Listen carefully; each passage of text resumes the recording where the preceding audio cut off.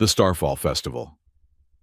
Andrew Hale stood at the edge of the Grand Crystal Pavilion, a flute of luminescent champagne clutched in his hand, watching the meteor shower above Leora with practiced wonder.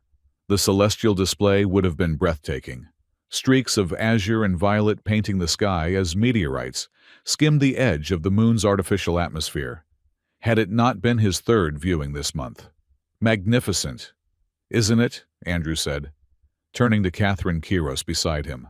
How they've engineered the meteorites to change color as they entered different atmospheric layers. Catherine didn't respond.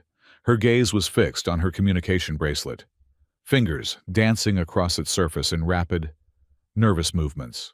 She'd been distracted all evening, offering only perfunctory smiles when introduced to the other guests. Catherine? Andrew placed his hand gently on her shoulder. Everything all right? She flinched at his touch, eyes darting up to meet his before sliding away. Fine. Just a message from Mother about tomorrow's council meeting. Andrew didn't press further. After 3 years together, he recognized the lie in her voice. But the grand starfall ball of Leora was hardly the place for confrontation. Around them, the elite of the galaxy's eastern arm mingled beneath floating chandeliers of living crystal. The pavilion itself was a marvel of alien engineering, a structure of transparent crystal, suspended 1,000 feet above the moon's surface, offering unobstructed views of both the meteor shower above and the shimmering crystal forest below. This was Catherine's world, not his, as the daughter of Duchess Miriel Kiros, ruler of Leora and its surrounding territories.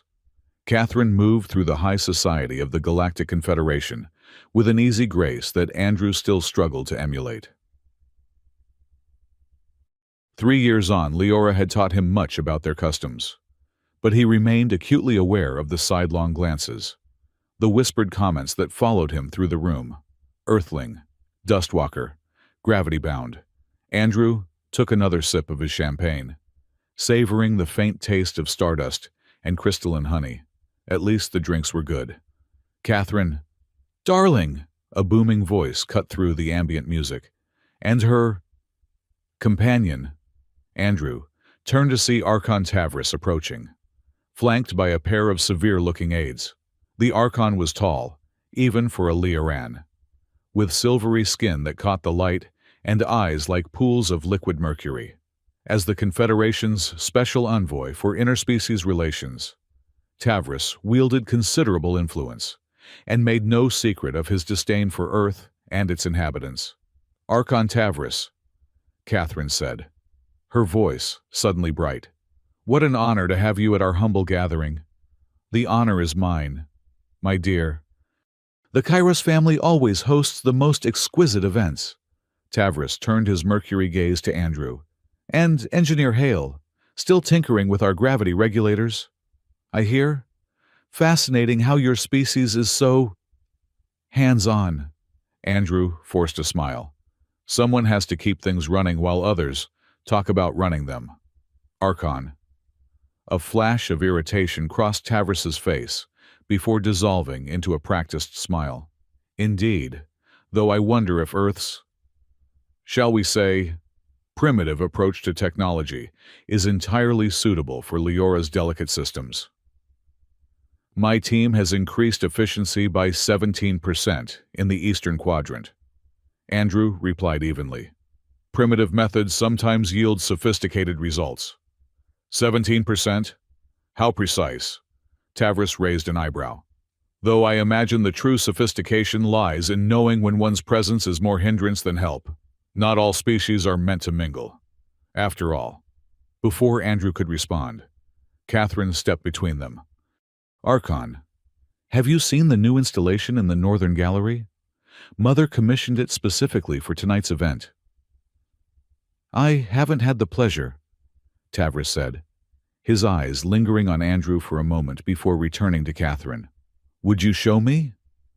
Of course. Catherine turned to Andrew, not quite meeting his eyes. Wait here? I'll only be a moment.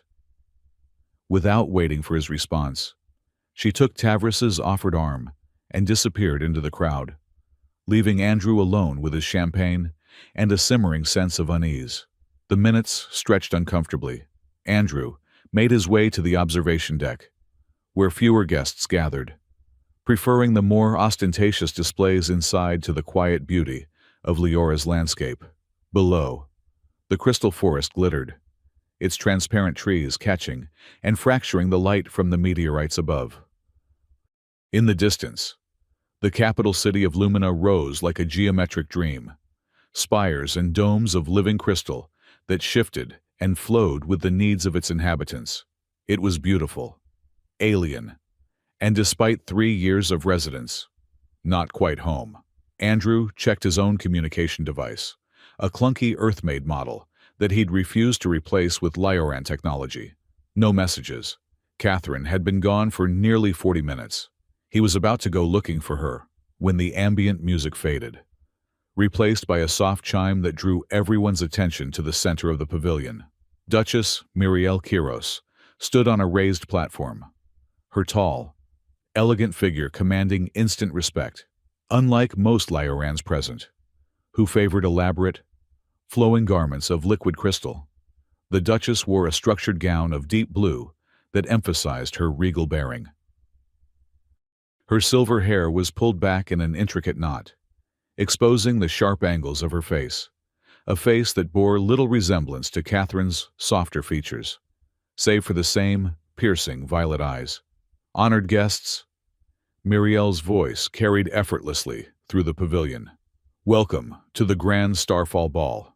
For centuries, Leora has celebrated the passage of the cerulic meteor stream as a time of renewal and revelation. What was hidden becomes known. What was distant draws near. Andrew scanned the crowd for Catherine, finally spotting her near the platform, standing unusually close to Archon Tavris. Her face was composed, but her hands, twisting together in front of her, betrayed her anxiety. Tonight, the Duchess continued, as the meteors grace our sky, we honor the ancient traditions of revelation, and it seems my daughter has a revelation of her own to share. With a graceful gesture, Miriel invited Catherine onto the platform. Whispers rippled through the crowd as Catherine ascended, her white gown catching the blue light of the meteors streaming overhead. She looked ethereal, untouchable, and completely foreign to Andrew in that moment. Thank you, Mother. Catherine's voice was clear and steady, betraying none of the nervousness Andrew had observed earlier. Honored guests, as the Duchess said, the Starfall has traditionally been a time of truth, and so, I wish to share a truth with you all. She paused, her gaze sweeping the crowd until it found Andrew. Their eyes locked, and in that instant, he knew what was coming. For the past 3 years, I have been involved with engineer Andrew Hale of Earth. Catherine's voice took on a formal quality, as if reciting from a prepared statement. Many of you have met him. Some have even worked with him. He is, by Earth standards, accomplished and dedicated. Andrew felt his chest tighten. By Earth standards, never a good preface. However, Catherine continued, it has become increasingly clear that our union has no future. The cultural and biological differences are simply too vast to bridge. Moreover, the Kiros family faces new challenges and opportunities that require alliances of greater substance. The murmurs grew louder. Andrew stood frozen, the champagne flute forgotten in his hand. In light of these realities, I am formally ending our relationship. Catherine's voice remained steady, but her eyes no longer met his. I thank Engineer Hale for his time and effort, but I cannot continue to bear the burden of a connection that offers neither personal fulfillment nor dynastic advantage. Burden. The word echoed in Andrew's mind, drowning out the rest of her speech. 3 years reduced to a burden, a failed experiment in interspecies dating. Furthermore, Catherine raised her voice slightly to overcome the growing whispers. I wish to announce my engagement to Archon Tavris, whose vision for the Confederation aligns perfectly with the future of Leora. Tavris stepped onto the platform beside Catherine, taking her hand with a triumphant smile that did not reach his mercury eyes. Those eyes found Andrew in the crowd, a flash of cruel satisfaction, evident even from a distance. "The engagement will be formalized at the next full council," Catherine finished, "in accordance with all traditions and protocols." The pavilion erupted in a mixture of applause and exclamations. Andrew stood motionless, aware of the pitying glances and barely concealed amusement directed his way. 3 years together ended in public humiliation, not even the courtesy of a private conversation. As Catherine and Tavris descended from the platform to accept congratulations, Andrew finally moved, making his way toward the exit. He needed air, needed to escape the suddenly stifling atmosphere of the pavilion and the weight of hundreds of alien eyes. "Engineer Hale!" A commanding voice stopped him before he could reach the door. Andrew turned to find Duchess Muriel Kiros standing before him, violet eyes studying him with an intensity that made him straighten instinctively. "Your Grace," he managed, inclining his head in the slight bow customary on Leora. "Walk with me," she said. Not a request but a command. Bewildered, Andrew fell into step beside her as she led him away from the main hall and onto a private balcony overlooking the crystal forest. The meteor shower continued overhead, silent blue and violet streaks against the velvet sky. "My daughter's announcement was unexpected," Muriel said after a moment of silence. Andrew let out a short, bitter laugh. "To you, perhaps. To us both, I suspect." The Duchess turned to face him fully. "Despite appearances, Engineer Hale, I do not condone public humiliation as a method of terminating relationships. With all due respect, Your Grace, I find that hard to believe. The timing, the setting, this was orchestrated." "Yes," Muriel agreed, surprising him, "but not by me. There are forces at work that you do not yet comprehend." Before Andrew could respond, Muriel reached out and placed her hand on his shoulder, a gesture of sympathy so unexpected that he nearly stepped back. The touch was light, proper, but conveyed a genuine compassion that seemed at odds with the Duchess's stern reputation. "You have served Leora well these past years," she said quietly. "Your innovations in our gravity regulation systems have saved lives. Whatever my daughter's personal feelings, you have earned respect." Andrew was about to thank her for the small comfort when he noticed something strange. The ancient bracelet on Muriel's wrist, a thick band of what looked like tarnished silver, inset with a dull blue stone, had begun to glow. The light started as a faint pulse, but rapidly intensified until it bathed both their faces in an ethereal blue radiance. The Duchess stared at the bracelet in shock, then at Andrew. Around them, the few guests who had followed them onto the balcony gasped and pointed. "Impossible!" Muriel whispered. The bracelet pulsed again, brighter, and Andrew could have sworn he heard a faint, musical tone emanating from it, like crystal being struck. "What's happening?" he asked. Transfixed by the light, Muriel's expression transformed from shock to wonder, and then to something Andrew couldn't quite identify. A mixture of calculation and genuine surprise. "Sarah Flux is awakening," she said, her voice barely audible over the exclamations of the gathering crowd. After 2 centuries of silence, Sarah Flux. The blue stone in the bracelet projected a small, flickering hologram, a feminine figure composed entirely of light, no larger than Muriel's palm. The figure bowed to Andrew, then turned to the Duchess with what appeared to be excitement.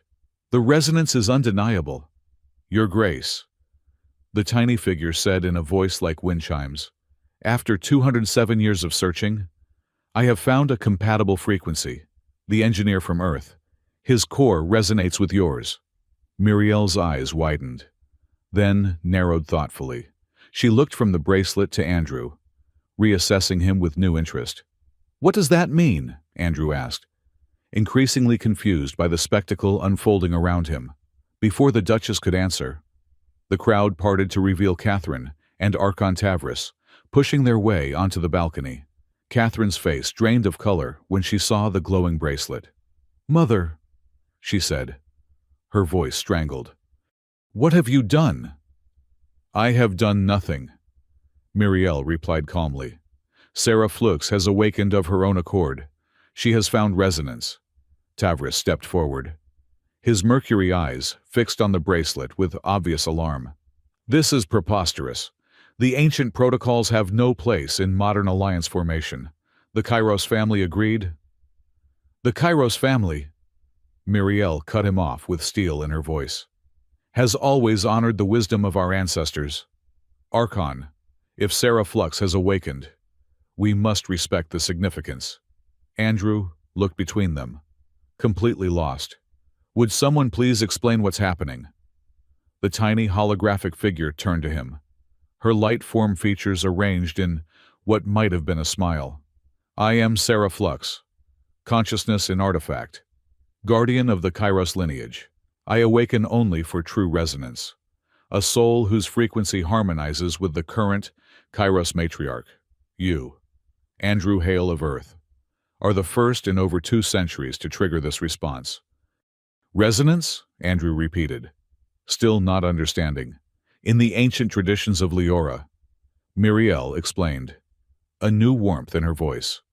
"Before political marriages and strategic alliances, matches were made based on spiritual resonance, a genuine compatibility of souls that transcended species, class, and convention." She raised her wrist, the bracelet still pulsing with blue light. "Sarah Flux was created to identify such matches for the ruling family, to ensure that power was shared with those whose hearts beat in true harmony with our own." The implications slowly dawned on Andrew, bringing a flush of heat to his face. "You can't be saying—" "I am saying," Muriel said, her violet eyes holding his with surprising intensity, "that according to the oldest and most sacred traditions of my people, you and I are spiritually compatible in the deepest sense. In the ancient tongue, we would be called soul-bearers." A murmur ran through the crowd. Catherine stepped forward, her composure completely shattered. "This is absurd! Mother, you cannot possibly entertain this malfunction." "I do not malfunction," Sarah Flux said, her chime-like voice suddenly sharp.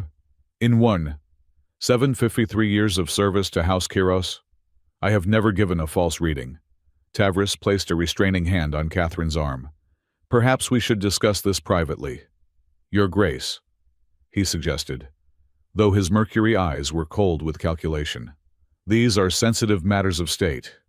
After all, Muriel regarded him with a coolness that matched his own. "On the contrary, Archon, the awakening of Sarah Flux is a public matter. As tradition demands, all must witness the recognition." She turned back to Andrew, who still stood stunned by the rapid turn of events. "Engineer Hale, according to the ancient protocols, you must now undergo the 3 trials of harmony to confirm the resonance Sarah Flux has detected." "Trials?" Andrew managed, finding his voice at last. "Your Grace, with all respect, I was just publicly dumped by your daughter. I'm not interested in whatever spiritual dating service your bracelet is running." A ripple of shocked gasps ran through the crowd at his bluntness. Muriel, however, did not appear offended. Instead, a small smile curved her lips. "Understandable," she said, "but the awakening of Sarah Flux changes everything. Engineer Hale, by the laws that govern Leora, laws even the Confederation must respect, you now have claim to considerations that override even established engagements." Andrew glanced at Catherine, who looked as if she might shatter like the crystal surrounding them. Whatever game was being played here, she had clearly not anticipated this development. "I don't want any claims," Andrew said firmly. "I just want—" "What you want," Muriel interrupted. may align more closely with what fate has arranged than you yet realize. She lowered her voice so that only he could hear. And it may offer a path to answers about tonight's orchestrated humiliation. Before Andrew could respond, Sarah Flux's hologram expanded, filling the space between them with swirling patterns of light. The resonance grows stronger, the AI announced, her voice reverberating with new power. The trials must commence within the lunar cycle, or the opportunity will fade. What say you? Andrew Hale of Earth, do you accept the challenge of the ancients? All eyes turned to him. Muriel's violet gaze filled with something like hope, Catherine's with horror, Tavras's with barely contained rage. In that moment, suspended between humiliation and mystery, between a broken heart and an unexpected possibility, Andrew made his choice. I accept, he said, surprising himself as much as anyone. The bracelet on Muriel's wrist flared with blinding blue light, enveloping them both in a column of radiance that shot upward, piercing the pavilion's crystal ceiling and joining the meteor shower above. For a heartbeat, Andrew felt a strange connection, as if something in his very atoms recognized and responded to something in Muriel. Then the light faded, leaving them standing in the ordinary glow of the pavilion, surrounded by the astonished faces of the galactic elite. It is done, Sarah Flux announced, her holographic form shrinking back to its original size.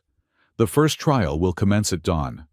Muriel regarded Andrew with new intensity, a complex mixture of emotions playing across her usually composed features. Welcome to the ancient way, Engineer Hale, she said softly. May you find it more honest than the new. Around them, the starfall continued, blue and violet meteors streaming across the night sky, ancient harbingers of change, revelation, and the collision of distant worlds. Chapter 2. The trials of trust dawn on Leora was nothing like Earth's. Instead of a gradual brightening, the entire sky shifted from deep indigo to pale lavender in a single, breathtaking moment as the local star crested the crystal mountains. Andrew Hale watched the transition from the balcony of his guest quarters in the Kiros estate, still processing the events of the previous night, the Starfall Ball, Catherine's public rejection, and then that strange moment with Duchess Muriel and the ancient AI bracelet, Sarah Flux, claiming some sort of spiritual resonance between them. Andrew ran a hand through his disheveled hair.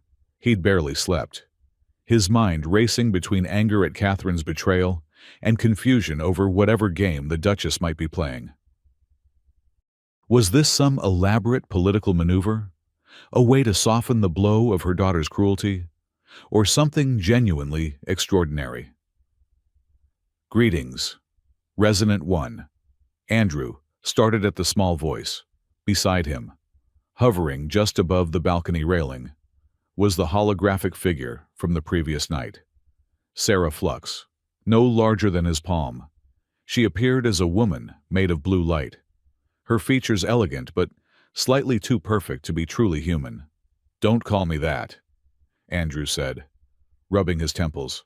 My name is Andrew. As you wish, Andrew, Sarah responded, her voice like wind through crystal chimes. The Duchess requests your presence in the ancestral chamber.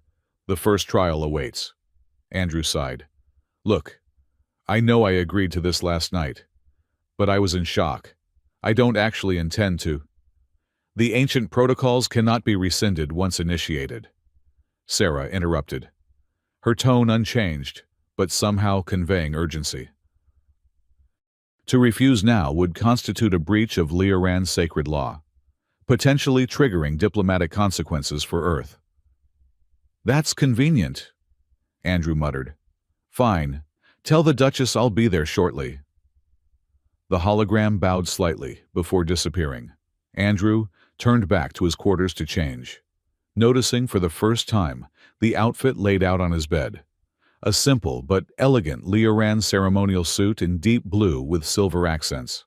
He hesitated, then put it on.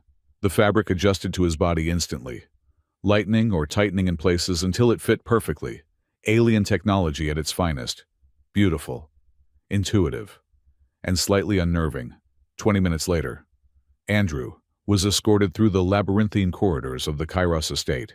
Unlike the public areas designed to showcase Leoran wealth and power, these private passages were austere, with walls of unadorned crystal that seemed to absorb rather than reflect light. They descended several levels underground before arriving at a massive door made of what appeared to be ancient, petrified wood, a startling contrast to the crystalline architecture everywhere else. The guards stepped aside, and the doors swung open silently. The ancestral chamber was a perfect sphere hollowed from bedrock, its walls covered in intricate carvings that seemed to shift subtly in the low light. A raised platform occupied the center, surrounded by tiered seating, where a dozen elderly Leorans in formal robes sat watching him with undisguised curiosity. On the opposite side of the platform stood Duchess Muriel, regal, in a simple dark gown, the ancient bracelet gleaming on her wrist. To Andrew's surprise, Catherine was also present, standing apart from her mother, her face a careful mask. Beside her, Archon Tavris observed with thinly veiled contempt. "Engineer Hale!" Muriel's voice echoed in the chamber. "You have accepted the challenge of the 3 trials of harmony. Do you understand what this entails?" Andrew stepped onto the platform. "Not entirely. Your Grace." A murmur ran through the assembled elders. Muriel silenced them with a glance. "The trials test not just compatibility, but worthiness," she explained. "For centuries, the ruling house of Leora has used them to ensure that power is shared with those who possess not just the right bloodline, but the right character." "I'm not interested in sharing power," Andrew said firmly. "I'm an engineer, not a politician." "Yet Sarah Flux has awakened for you," Muriel countered. "The first time in 2 centuries. That cannot be ignored or dismissed." She gestured to the elders. "The Council of Ancestors has convened to witness the trials, as tradition demands." One of the elders, a woman with silver skin so lined with age it resembled cracked marble, leaned forward. "The human is right to be cautious. Duchess, these are not trivial matters. Perhaps we should explain the stakes." Muriel nodded. "Elder Lysithea speaks wisely. Engineer Hale, you should know that the political stability of Leora hangs in a delicate balance. My late husband left our house with significant challenges. There are those who would use these circumstances to diminish the Kairos influence, perhaps even force abdication." Andrew glanced at Catherine, whose expression tightened. So there was financial trouble behind her sudden engagement to Tavris. The pieces were starting to fit together. The ancient laws, however, supersede modern political maneuverings. Muriel continued. "If you complete the trial successfully, it would strengthen our position considerably. If you fail, well, it would confirm the whispers that House Kairos has lost favor with the ancestors." "So I'm a political pawn," Andrew said flatly. "You are a possibility," Muriel corrected, something softer flickering in her violet eyes, one that appeared when all others seemed exhausted. Before Andrew could respond, Sarah Flux's hologram appeared in the center of the platform, expanding until she stood life-sized between him and the Duchess. "The first trial commences," the AI announced, "the dance of shifting gravity." The platform beneath Andrew's feet suddenly illuminated, revealing intricate circuitry beneath the transparent surface. Around the edge, gravity projectors hummed to life. "In this trial," Sarah explained, "the candidate must complete the ancestral dance while gravity shifts unpredictably. The dance symbolizes adaptability, grace under pressure, and harmony with changing circumstances." A holographic display appeared, showing the complex movements of what appeared to be an elaborate court dance, with participants gliding, spinning, and executing precise gestures in sequence. "Wait," Andrew protested. I don't know this dance. I've never even seen it before. That is part of the challenge, Elder Lysithea said. The movements must be learned and performed simultaneously. Andrew looked at the complex choreography with dismay, even under normal gravity. He'd need weeks to master those movements. With shifting gravity? Impossible. He glanced at Catherine, whose expression had shifted to one of grim satisfaction. She expected him to fail, perhaps wanted him to. Beside her, Tavris watched with the same predatory anticipation. Muriel's face remained impassive, but something in her eyes, a flicker of concern, perhaps even apology, caught Andrew's attention. The trial begins now, Sarah announced. The gravity projectors activated with a low hum. Andrew felt his weight suddenly decrease by half, then increase until his knees buckled. The shift was jarring, disorienting. The holographic dancers began their routine, moving with impossible grace as the gravity fluctuated wildly. Andrew attempted to follow, managing a few basic steps before a sudden shift sent him stumbling. Laughter rippled through the chamber, not from the elders, but from Tavris and his aides who had positioned themselves near the entrance. "This is ridiculous," Andrew muttered, regaining his footing as the gravity decreased again. He glanced at the pattern of lights on the platform floor, noticing they changed color slightly before each gravity shift. There was a system here, a pattern. His engineer's mind snapped into focus. This wasn't a dance test. It was a physics problem. Andrew stopped trying to mimic the elaborate movements of the holographic dancers, and instead began to observe the platform itself. The gravity projectors weren't truly random. They followed a complex but predictable sequence. The floor indicators gave a half-second warning before each shift, instead of fighting against the changing gravity. Andrew began to work with it. When gravity decreased, he used the momentum to execute longer glides. When it increased, he lowered his center of mass, using the extra weight to pivot more sharply. "What is he doing?" one of the elders asked. "That is not the ancestral dance." "No," Muriel agreed, watching intently. "It is something new." Andrew had abandoned any pretense of following the traditional choreography. Instead, he was creating his own dance, one that honored the physics of the changing environment rather than struggling against it. He used principles of leverage and inertia, timing his movements to coincide with gravity shifts in ways that appeared effortless, where the traditional dance fought against nature. His worked with it. When gravity decreased, he executed a controlled jump that carried him higher and farther than should have been possible, landing precisely as gravity increased again, using the momentum to spin into the next sequence. The chamber had fallen silent, all eyes fixed on his improvised performance. Even Tavris had stopped smirking for the finale. As the gravity oscillated most wildly, Andrew calculated his timing perfectly. He used a moment of near weightlessness to launch into a spinning leap that carried him completely around the platform's circumference, landing in a controlled stance directly before Duchess Muriel, just as normal gravity reasserted itself. The gravity projectors powered down. Andrew stood before the Duchess, breathing hard but steady on his feet.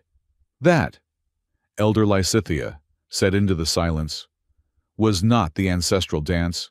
"No," Sarah Flux agreed, her holographic form shimmering with what almost seemed like amusement. "It was better. The purpose of the first trial is not to replicate the past, but to demonstrate harmony with the forces of nature. Engineer Hale has shown not just adaptation, but innovation." Andrew looked up at Muriel, whose composed expression had given way to genuine surprise, and something that might have been admiration. "The first trial is complete," Sarah announced. "The candidate has succeeded." A ripple of murmurs ran through the council. Catherine's face had drained of color, while Tavris looked as if he'd swallowed something unpleasant. "Impossible," Tavris finally said. "He didn't perform the required steps. This must be counted as a failure." "The judgment belongs to Sarah Flux," Elder Lysithea reminded him sharply.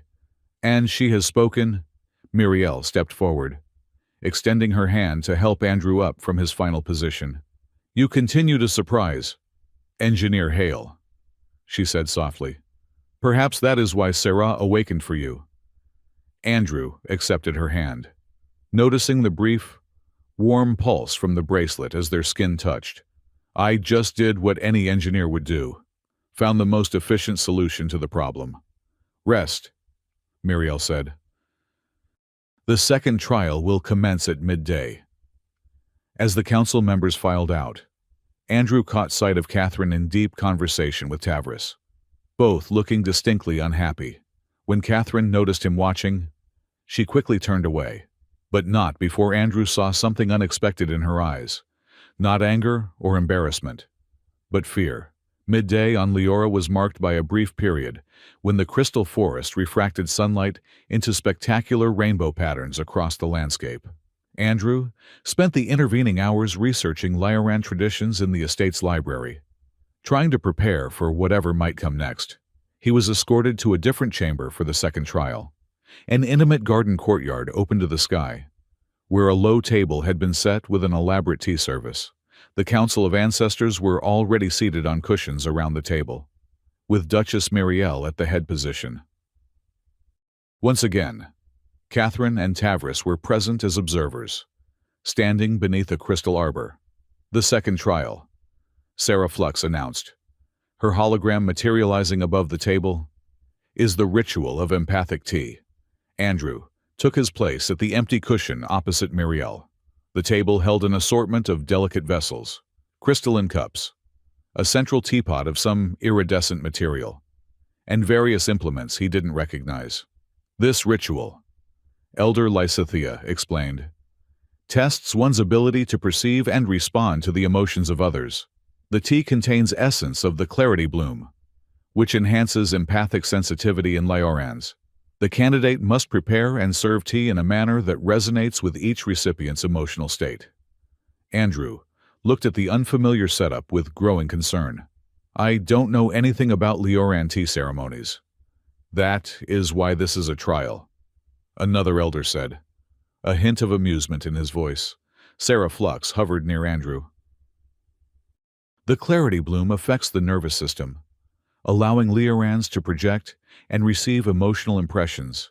Begin by centering yourself. Then prepare the tea while opening your mind to the recipients." Andrew reluctantly placed his hands on the table as instructed. The central teapot was filled with a clear liquid that seemed to shimmer with its own inner light. As he lifted it, he noticed a subtle warmth that had nothing to do with temperature, more like a mild electrical current running through his fingers. "The bloom affects humans differently," Muriel warned quietly. "Be prepared." Andrew carefully poured the liquid into a mixing bowl, containing dried petals that immediately began to dissolve, releasing a fragrance unlike anything he'd encountered. Neither floral nor herbal, but something altogether alien. As he inhaled, a strange sensation washed over him, as if his awareness had expanded beyond his physical body. He could suddenly sense the emotional states of everyone around the table, not as thoughts or words, but as impressions, colors, temperatures. Elder Lysithea radiated a cool, assessing blue. Another elder pulsed with warm curiosity, and Muriel. Muriel was a complex swirl of deep purple concern, silvery determination, and something warmer, less defined. From the corners of his awareness, Andrew sensed other presences, Catherine's jagged, anxious energy, and beside her, Tavris's cold, calculating focus. "Fascinating," Andrew murmured, examining the sensation. The compound must stimulate the limbic system and mirror neurons simultaneously, creating a physiological empathy network. Several elders exchanged glances. This was clearly not the typical response to clarity bloom. Andrew examined the tea implements, quickly realizing that the traditional method would be too complex to master immediately.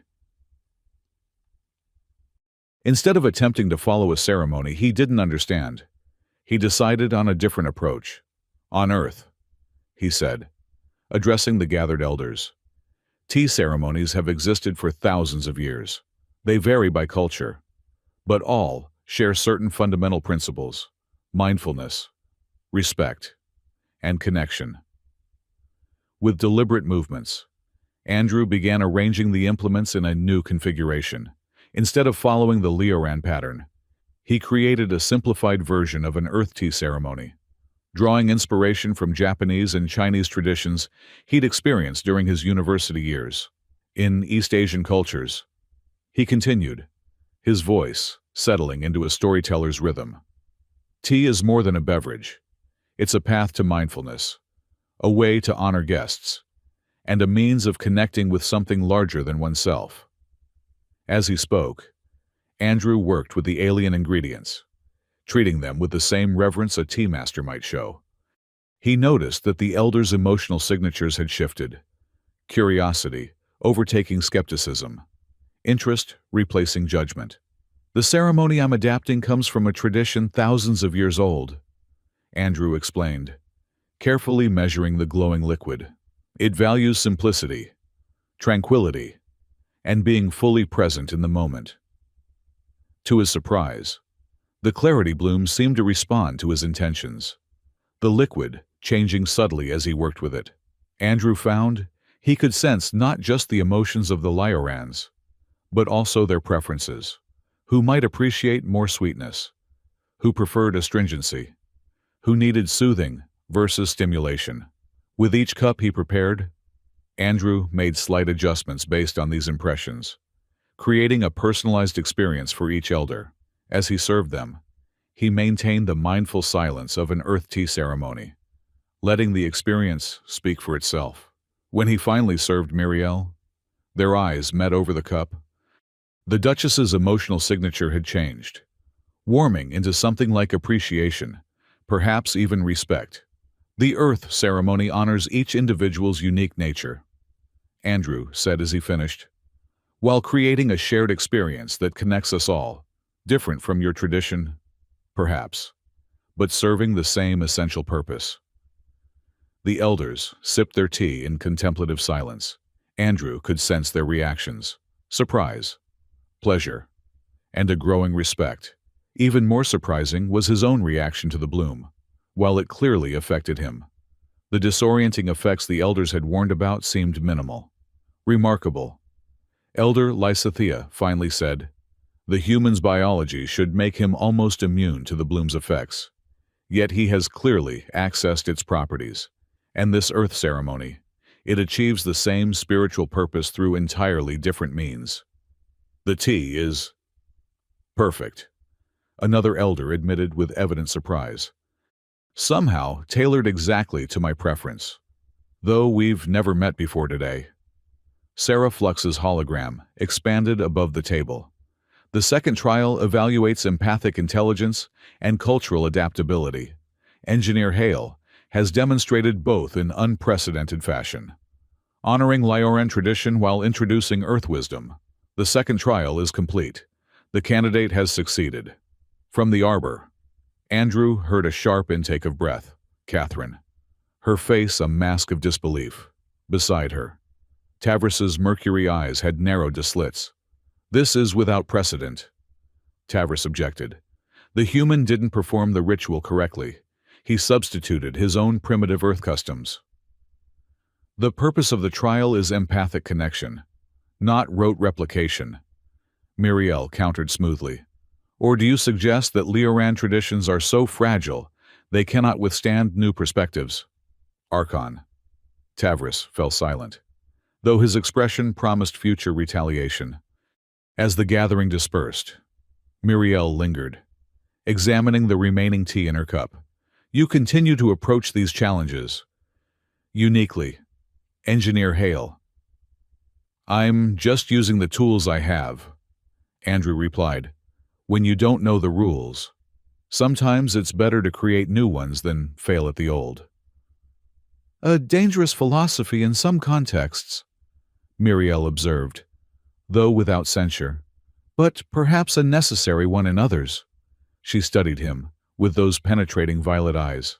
"The bloom affects Lioran strongly. Many experience disorientation, even hallucinations, yet you seemed barely affected. Different biology. Andrew shrugged. Though I did sense impressions, emotions. Did you? Muriel's gaze intensified. And what did you sense from me? I wonder? The question caught Andrew off guard. Concern, determination, and something else. Something warm but guarded. A slight smile curved Muriel's lips. Accurate enough. The third trial will begin at sunset. Engineer Hale. It will be considerably more challenging than the first two. As she left, Sarah Flux's small hologram appeared beside Andrew. You should know, the AI said quietly, that the clarity bloom has another property. It makes deception difficult for Liorans. Their emotional states become too transparent. Meaning? Meaning that the Duchess's reactions to you were genuine, Sarah said, as were Catherine's fear and Tavris's anger. There are currents here you have not yet fully perceived. Before Andrew could question further, the hologram disappeared, leaving him alone with the remnants of the Earth-inspired tea ceremony and a growing sense that these trials were testing far more than just ancient traditions. As he was escorted back to his quarters, Andrew caught sight of Catherine slipping into a side passage. On impulse, he followed, dismissing his guides with a gesture. Catherine, he called, catching up to her in a deserted corridor. We need to talk. She whirled to face him, her usual composure fractured. There's nothing to discuss. Andrew, it's over. That's not what I mean. He kept his voice low. Something's wrong. You're afraid. I could sense it during the tea ceremony. Catherine's eyes widened briefly before her expression hardened. The bloom creates illusions. You sensed nothing. I sensed enough. Andrew persisted. What's really happening here? Why the sudden engagement to Tavris? What kind of trouble is your family in? You know nothing about my family's affairs, Catherine hissed, glancing nervously over her shoulder. I know that you're throwing yourself at a man you clearly don't love. Andrew countered. I know your mother seems desperate enough to revive ancient traditions to maintain power. What happened to House Kiros? Catherine. For a moment, Catherine's carefully constructed facade cracked.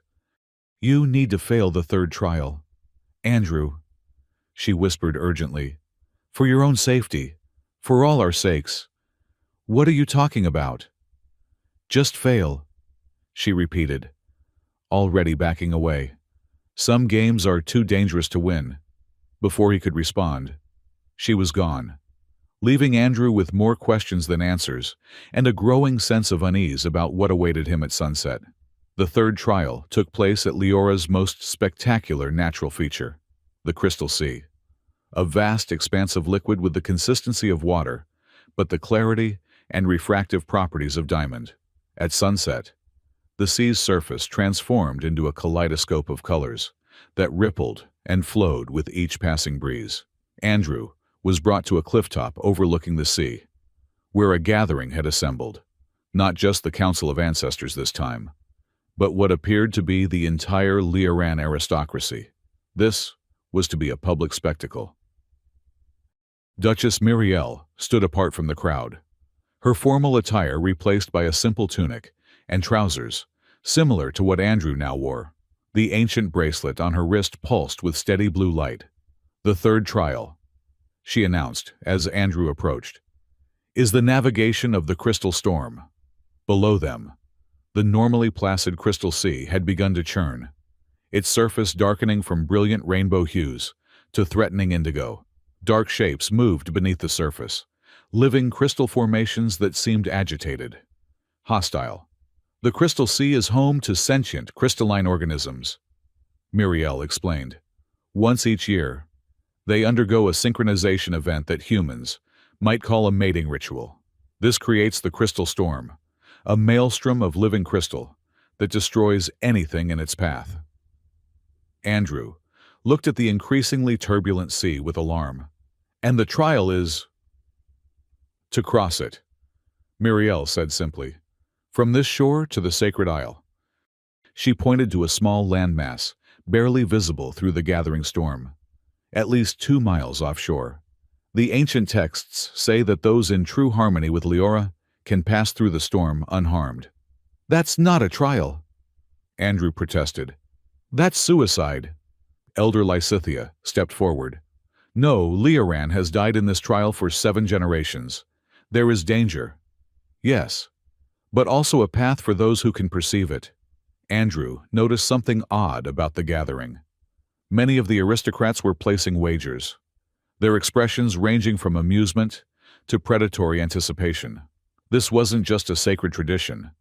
It had become entertainment.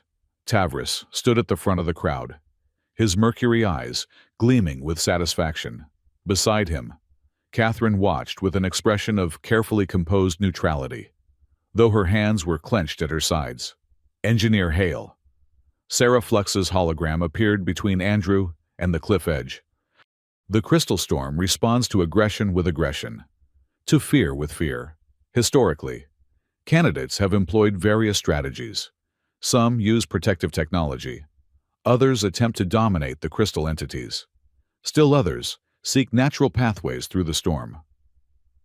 And which strategy works best? Andrew asked. None has proven consistently successful. The AI replied, with what might have been sympathy. Each storm is unique, as is each candidate's approach. Andrew studied the churning sea below. The crystal entities were becoming more visible as their agitation increased. Transparent, geometric creatures ranging in size from small fish to massive leviathans.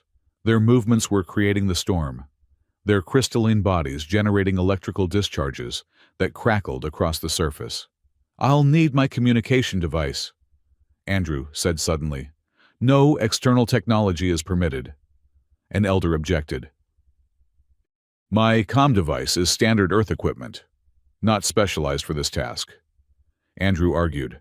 If Leorans can use their innate abilities, I should be allowed to use basic human tools.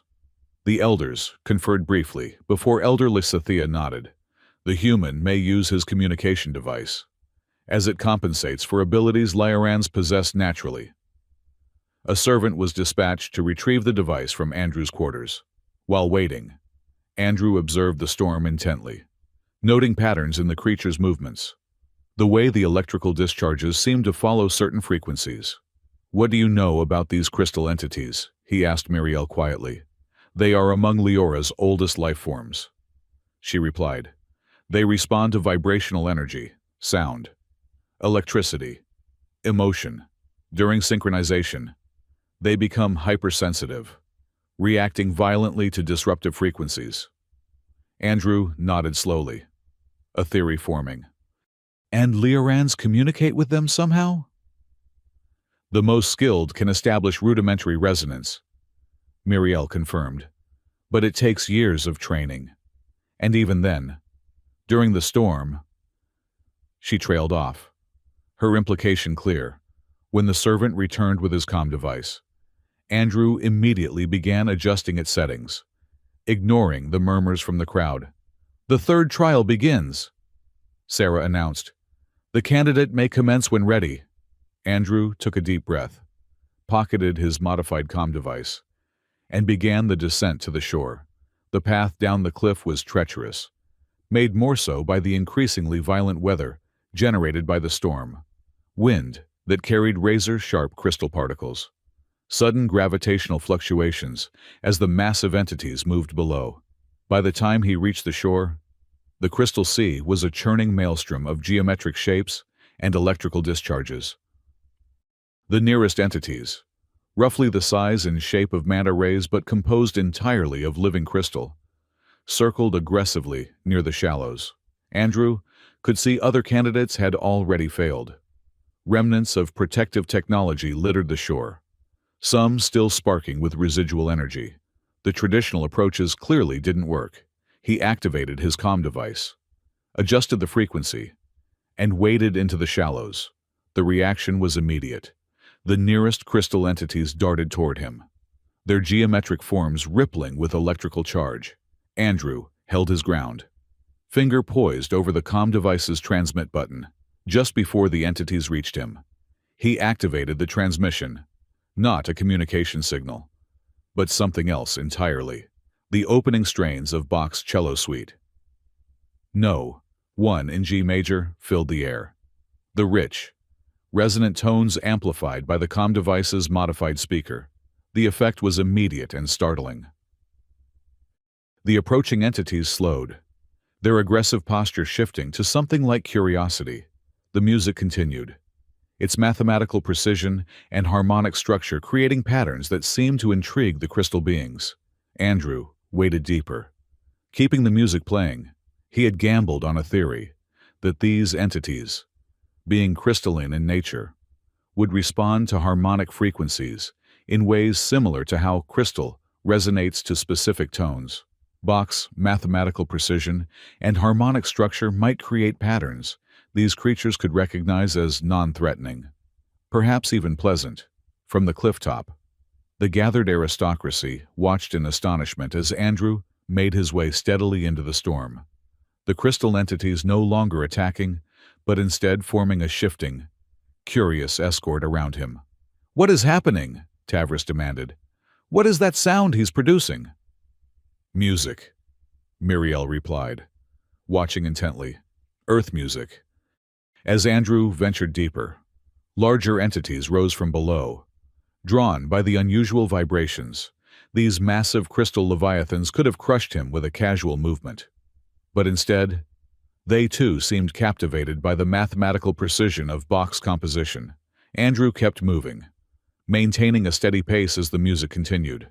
When the first piece ended, he immediately started another, a different Bach suite with a more complex structure. The storm around him had not abated, but it had reorganized. The violent, chaotic movements of the entities had transformed into something almost choreographed, their electrical discharges now pulsing in time with the music's rhythm. Halfway to the sacred isle, Andrew encountered a new challenge, a massive vortex of crystal entities, spinning too rapidly to navigate around. He paused, considering, then changed the music again, this time to a counterpoint piece with interwoven melodies that created complex mathematical relationships. The vortex responded, its rotation slowing, patterns emerging within its chaotic structure. Andrew identified an opening, not a physical gap, but a temporal one, a moment when the rotation would create a safe passage, timing his movement precisely with the music's crescendo. He swam through. On the shore, Catherine watched with growing amazement and dismay. "He's going to succeed," she whispered. "Impossible," Tavris hissed. "No one crosses the crystal storm unscathed."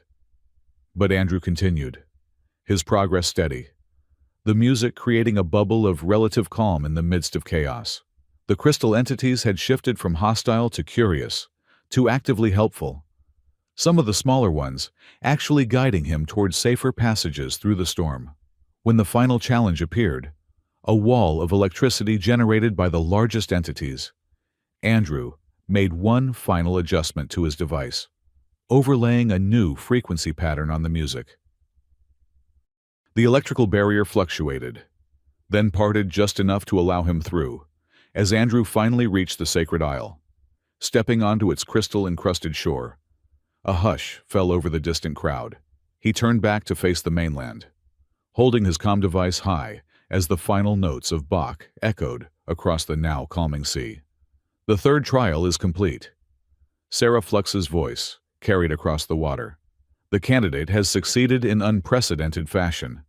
The crystal entities, their synchronization ritual seemingly satisfied by the musical interaction, began to disperse, returning to the depths as the sea's surface gradually resumed its rainbow hues. A small transport vessel was dispatched to return Andrew to the mainland. As he stepped back onto the shore, he was met with a stunned silence from the aristocratic audience, followed by an eruption of excited, bewildered conversation. Muriel approached, her violet eyes wide with genuine amazement. "In 2,000 years of recorded trials, no one has ever crossed the crystal storm without a single injury," she said quietly, What was that sound you used? Music, Andrew explained, still catching his breath. Bach. Specifically, his compositions are mathematical, precise, harmonic structures that follow natural patterns. I guess that crystalline entities might respond to harmonic frequencies, the way crystal on Earth responds to specific sound waves. You guessed? Elder Lysithea had joined them, her ancient features arranged in astonishment. Educated guess, Andrew amended. Engineering is partly science, partly intuition. These creatures communicate through vibration. I just had to find the right frequency to tell them I wasn't a threat. The crowd had pressed closer, aristocrats jostling to get a better look at the human who had tamed the crystal storm with earth music. Among them, Andrew spotted Catherine, her face pale with shock, and beside her, Tavris, whose mercury eyes had narrowed to dangerous slits. Sarah Flux's hologram expanded to its full size, hovering above the gathering. All 3 trials have been completed successfully, the AI announced formally, by the ancient laws of Leora and House Kiros. The resonance between Duchess Muriel Kiros and engineer Andrew Hale is confirmed. A cheer rose from some sections of the crowd, while others muttered in disapproval. The divisions in Leoran society were becoming clearer, those who welcomed change and those who feared it. Muriel stepped forward, taking Andrew's hand. The ancient bracelet pulsed with brilliant blue light at the contact. The ancestors have spoken, she declared, her voice carrying across the gathering. The path forward is clear. But as Andrew looked at Catherine's stricken face and Tavris's barely contained fury, he knew that nothing about this path would be clear or simple. He had passed the trials, but the real challenges were just beginning. We have much to discuss, Engineer Hale, Muriel said quietly. For his ears alone, there are depths to this situation you do not yet comprehend. I'm starting to realize that, Andrew replied, suddenly acutely aware of how public and political this moment had become. Whatever game was being played here, he was now a central piece on the board, no longer a pawn, perhaps, but still not fully in control of his own movements. As the crowd began to disperse, Andrew caught a glimpse of Catherine slipping away, her shoulders bent as if under an invisible weight. Despite everything, he felt a pang of concern. Her warning echoed in his mind. Some games are too dangerous to win. What exactly had he won? And at what cost? The answers, he suspected, lay somewhere in the heart of House Kiros, in secrets buried as deep as the foundations of Leora itself. Chapter 3. The Library in the Rift. In the hours following the 3rd trial, the Kiros estate transformed into a flurry of activity. Servants rushed through crystal corridors. Aristocratic visitors arrived in elegant transports. And the public spaces were being decorated for what Andrew gathered was to be a formal announcement of some kind. Through it all, he was left alone in his guest quarters, neither prisoner nor honored guest. Simply waiting. Night had fallen when Sarah Flux's hologram appeared beside his bed, where he sat reviewing his notes on Lioran culture and politics. The household sleeps, the AI said without preamble. Now is the time. If you wish to understand, Andrew set aside his datapad. Understand what? Exactly. The true nature of your situation, Sarah replied. And the forces that have brought you to this point? I'm listening. The hologram expanded slightly, Sarah's light-form features becoming more defined. The Duchess cannot speak freely, even within her own home. There are monitoring systems, political obligations, traditions that bind her words and actions. But you're not bound by those same restrictions? Sarah's form rippled in what might have been amusement. I am an ancient intelligence, predating most of Leora's current power structures. My primary directive is to serve the true interests of House Kairos, not merely its public face. Andrew considered this. And you believe I serve those interests? I believe you deserve to know the complete context before you make decisions that will affect not only your life, but many others. The hologram gestured toward the door. Come, there is something you must see. Intrigued and wary in equal measure, Andrew followed the floating figure through the darkened corridors of the estate. They avoided the main hallways, instead taking narrow service passages and hidden doors that Andrew hadn't known existed. Occasionally, Sarah would pause, her form dimming almost to invisibility as security drones or late-night servants passed nearby. "Where are we going?" Andrew whispered, after they descended several levels below the main estate. "To the Rift Library," Sarah replied. "The true repository of House Kairos knowledge, not the sanitized archives shown to guests and officials." They arrived at what appeared to be a dead end, a blank crystal wall indistinguishable from countless others in the estate. Sarah hovered before it, her form pulsing with increasing brightness. "Place your hand beside mine," she instructed. Andrew hesitated. "How do you have a hand? You're a hologram." "The projection is merely an interface," Sarah explained.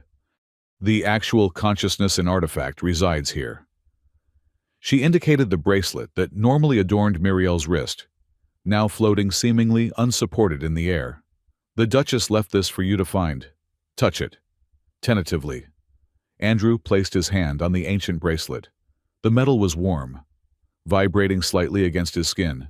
The blue stone at its center pulsed in rhythm with his heartbeat. The blank wall before them shimmered, then seemed to split vertically, revealing a narrow fissure glowing with soft blue light. "The Rift Library can only be accessed by those resonant with a Kairos matriarch," Sarah explained as the opening widened. "For 2 centuries, only the Duchess herself could enter. Until you—" Andrew stepped through the opening into a space that defied the architecture of the rest of the estate. Instead of the clean, geometric lines of Leoran crystal, the library appeared to be carved directly from bedrock, a natural cavern whose walls were lined with thousands of small, glowing crystals arranged in precise patterns. "What is this place?" "The true history of Leora," Sarah replied, her hologram expanding to illuminate the space. "Each crystal contains data, memories, records, knowledge deemed too sensitive for the public archives." The center of the cavern held a simple pedestal with a depression perfectly sized for the bracelet. Andrew placed it as directed, and the thousands of crystals lining the walls pulsed in unison, bathing the chamber in blue light. "What am I looking for?" Andrew asked, overwhelmed by the sheer volume of information surrounding him. "Recent history," Sarah suggested. "The decline of House Kairos." At her words, a section of wall brightened, several crystals detaching themselves to hover at eye level. Each projected a small hologram, financial records, legal documents, medical files. House Kairos was once the wealthiest of the 13 houses of Leora, Sarah narrated as Andrew examined the projections. But the late Duke, Catherine's father, and Muriel's husband made a series of catastrophic investments in prohibited technologies. The holograms shifted to show a gaunt, silver-skinned Leoran with Catherine's eyes, but none of her warmth. Duke Soren Kairos, according to the caption, had died 3 years ago, shortly before Andrew had met Catherine. "What kind of prohibited technologies?" "Consciousness transfer," Sarah replied. "The Duke was obsessed with immortality. He funded illegal research, borrowing heavily against the Kairos holdings. When the Confederation discovered his activities, the fines were substantial. The financial records told a stark story. A once mighty house reduced to near bankruptcy, assets seized, territories reclaimed by the Confederation. Only the ancient Kairos estate itself and a few outlying properties remained. And then there's the young lord's condition," Sarah added quietly. A new crystal detached from the wall, projecting medical scans of a child, a boy of perhaps 8 or 9, his Leoran features clearly showing the Kairos lineage. But there was something wrong with the scans. Areas of darkness in the brain and nervous system where there should have been light. Orion Kairos, Sarah explained. Catherine's younger brother and, technically, the male heir to House Kairos. He suffers from crystal fade, a rare degenerative condition affecting the crystalline components of Lioran biology. Andrew studied the scans with professional interest, despite his growing personal concern. Is it treatable? Partially, but at great expense. The treatments must be synthesized individually for each patient and administered continuously. The Duchess has been diverting what resources remain to his care. But they're running out of money, Andrew finished. Precisely, which is where Archon Tavris entered the picture. Another crystal detached, revealing correspondence between Catherine and the Archon dating back nearly a year. Andrew felt a twinge of betrayal at the dates. She had been in communication with Tavris while still professing love for him. But as he read the actual content, his anger faded into something more complex. The early exchanges were formal, political. Catherine desperately seeking financial allies. Tavris offering vague assurances of support. But as the months progressed, his terms became clearer. Marriage in exchange for financial salvation. Catherine's responses showed increasing desperation. Initial refusals giving way to reluctant negotiation. She didn't want this, Andrew murmured. No, Sarah confirmed. But House Kairos was out of options. The Duchess had already sold personal assets, liquidated heirlooms, everything to maintain Orion's treatments and keep their remaining holdings. Another crystal joined the group. This one showing recent financial transfers. Massive sums from Tavris's accounts to creditors of House Kairos, contingent upon the formal announcement of engagement. But why the public humiliation? Andrew asked, remembering the Starfall ball. Why not just tell me privately? That was Tavris's condition, Sarah explained. He wanted to make a statement, to publicly demonstrate his triumph over Earth influence in Lioran affairs. He has built his political career on anti-human sentiment. Andrew's gaze was drawn to a final crystal, larger than the others, that had detached from the wall. It projected no documents or records, but instead a three-dimensional map of Liora and its territories. Vast sections were highlighted in a cold, mercury color. Tavris Holdings. Sarah identified. The Archon has been systematically acquiring properties surrounding Kairos territories for years. With the marriage, he would control not just the Kairos estate, but a contiguous region comprising nearly 20% of Liora's habitable land. A power play, Andrew realized. This isn't about Catherine at all. It's about territory and influence. Politics on Liora has always been played across generations. Sarah confirmed. Tavris seeks to establish a dynasty that would rival the ancient houses. Andrew paced the small chamber, processing everything he'd learned. And where does my resonance with the Duchess fit into all this? Sarah's hologram shifted, becoming more defined. That was unexpected. The awakening of an ancient artifact to recognize compatibility between a human and a Lioran matriarch. It disrupted Tavris's carefully constructed plan. Under ancient law, a recognized resonance takes precedence over political engagements. So I'm what? A legal loophole? You are an opportunity, Sarah corrected. One the Duchess has seized upon. Yes, but not merely for political advantage.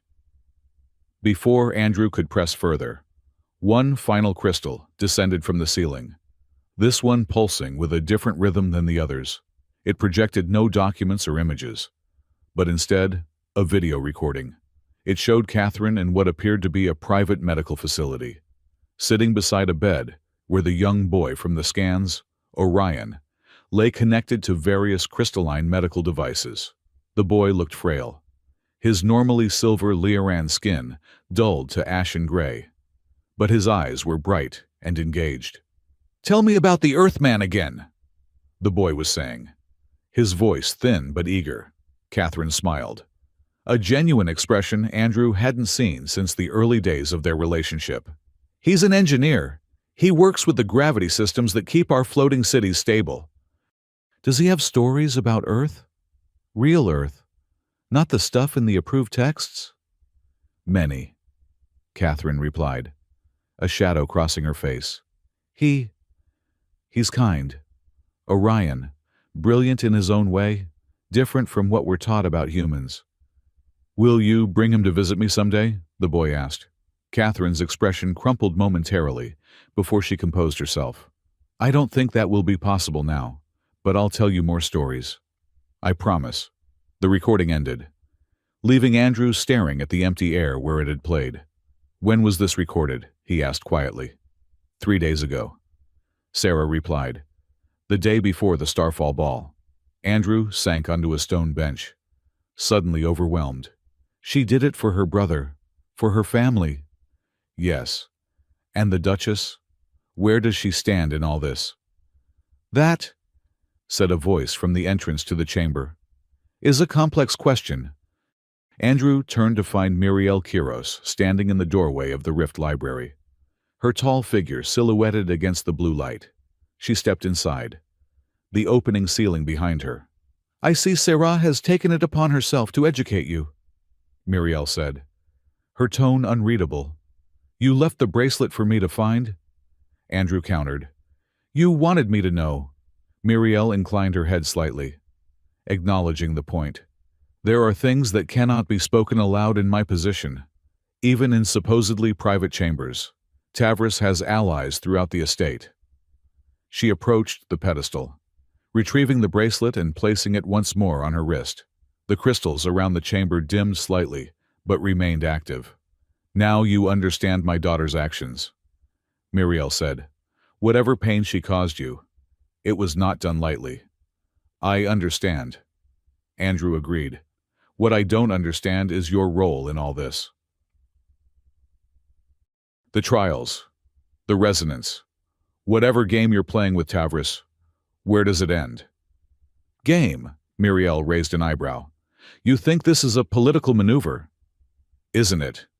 You found a convenient human with an unexpected connection to your ancestral artifact, and you're using me to block Tavris's claim to your family's holdings. That is part of the truth, Muriel admitted, but not its entirety. She gestured, and the crystals rearranged themselves, now showing different images. Ancient Leoran ceremonies, genetic maps, historical treaties with other species. Andrew recognized elements of the 3 trials he had undergone. Leoran society was not always as you see it now, Muriel explained. The obsession with bloodlines, with species purity. These are relatively recent developments. Political tools disguised as tradition. The ancient ways recognized something different. Resonance between souls. Compatibility that transcends biology. She touched one crystal, which expanded to show what appeared to be a historical record. The first Duchess Kairos married a non-Leoran, a traitor from the Centauri systems. Their union was blessed because Sarah Flux recognized their resonance. It was only centuries later that such matches became taboo. Andrew studied the historical records with growing interest. So the 13 houses rewrote their own history.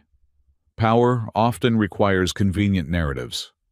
Muriel agreed.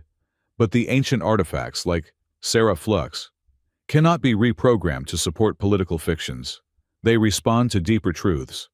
She turned to face him directly, her violet eyes intense in the crystal light. When I placed my hand on your shoulder that night, I expected nothing but to offer what small comfort I could to someone my daughter had wronged. I did not anticipate Sarah's awakening. I did not plan for resonance. But you immediately saw how to use it, Andrew pointed out. Yes, Muriel acknowledged without apology. I am a duchess before I am an individual. The survival of my house, the care of my son. These responsibilities outweigh personal scruples, but that does not mean the resonance itself is false.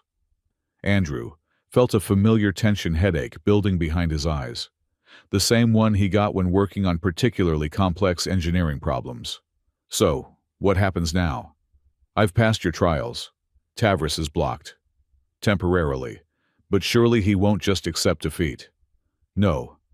Muriel agreed. He will not. Which is why we must move quickly to consolidate our position. And how exactly do we do that? Muriel's expression became guarded. There is a formal process. The resonance must be sealed through traditional ceremony. Understanding dawned. You're talking about marriage. A union between us would permanently secure the Kairos holdings against Tavris's claim. Muriel confirmed. And provide the resources needed for Orion's continued treatment. Andrew stood abruptly, pacing the small chamber. This is insane. I barely know you. A week ago, I was in a relationship with your daughter, and now you're proposing a political marriage? It is not merely political, Muriel said quietly. Sarah Flukes cannot be deceived. The resonance is real, whatever its practical applications may be. And that's another thing, Andrew said, turning to face her. This whole system is a contradiction. Your society preaches the supremacy of bloodlines, of Leoran purity, and yet your most sacred artifact specifically seeks out soul-level compatibility, regardless of species. Don't you see the hypocrisy? Muriel's composed expression faltered slightly. Of course I see it. I have seen it for decades. Then why perpetuate it? You're the Duchess. You have influence. Power. Power constrained by tradition. By expectation. Muriel countered, a hint of frustration breaking through her calm exterior. The Leoran aristocracy would sooner cast me out than accept fundamental change to their comfortable hierarchies. Yet, here you are. Andrew gestured to the Rift Library.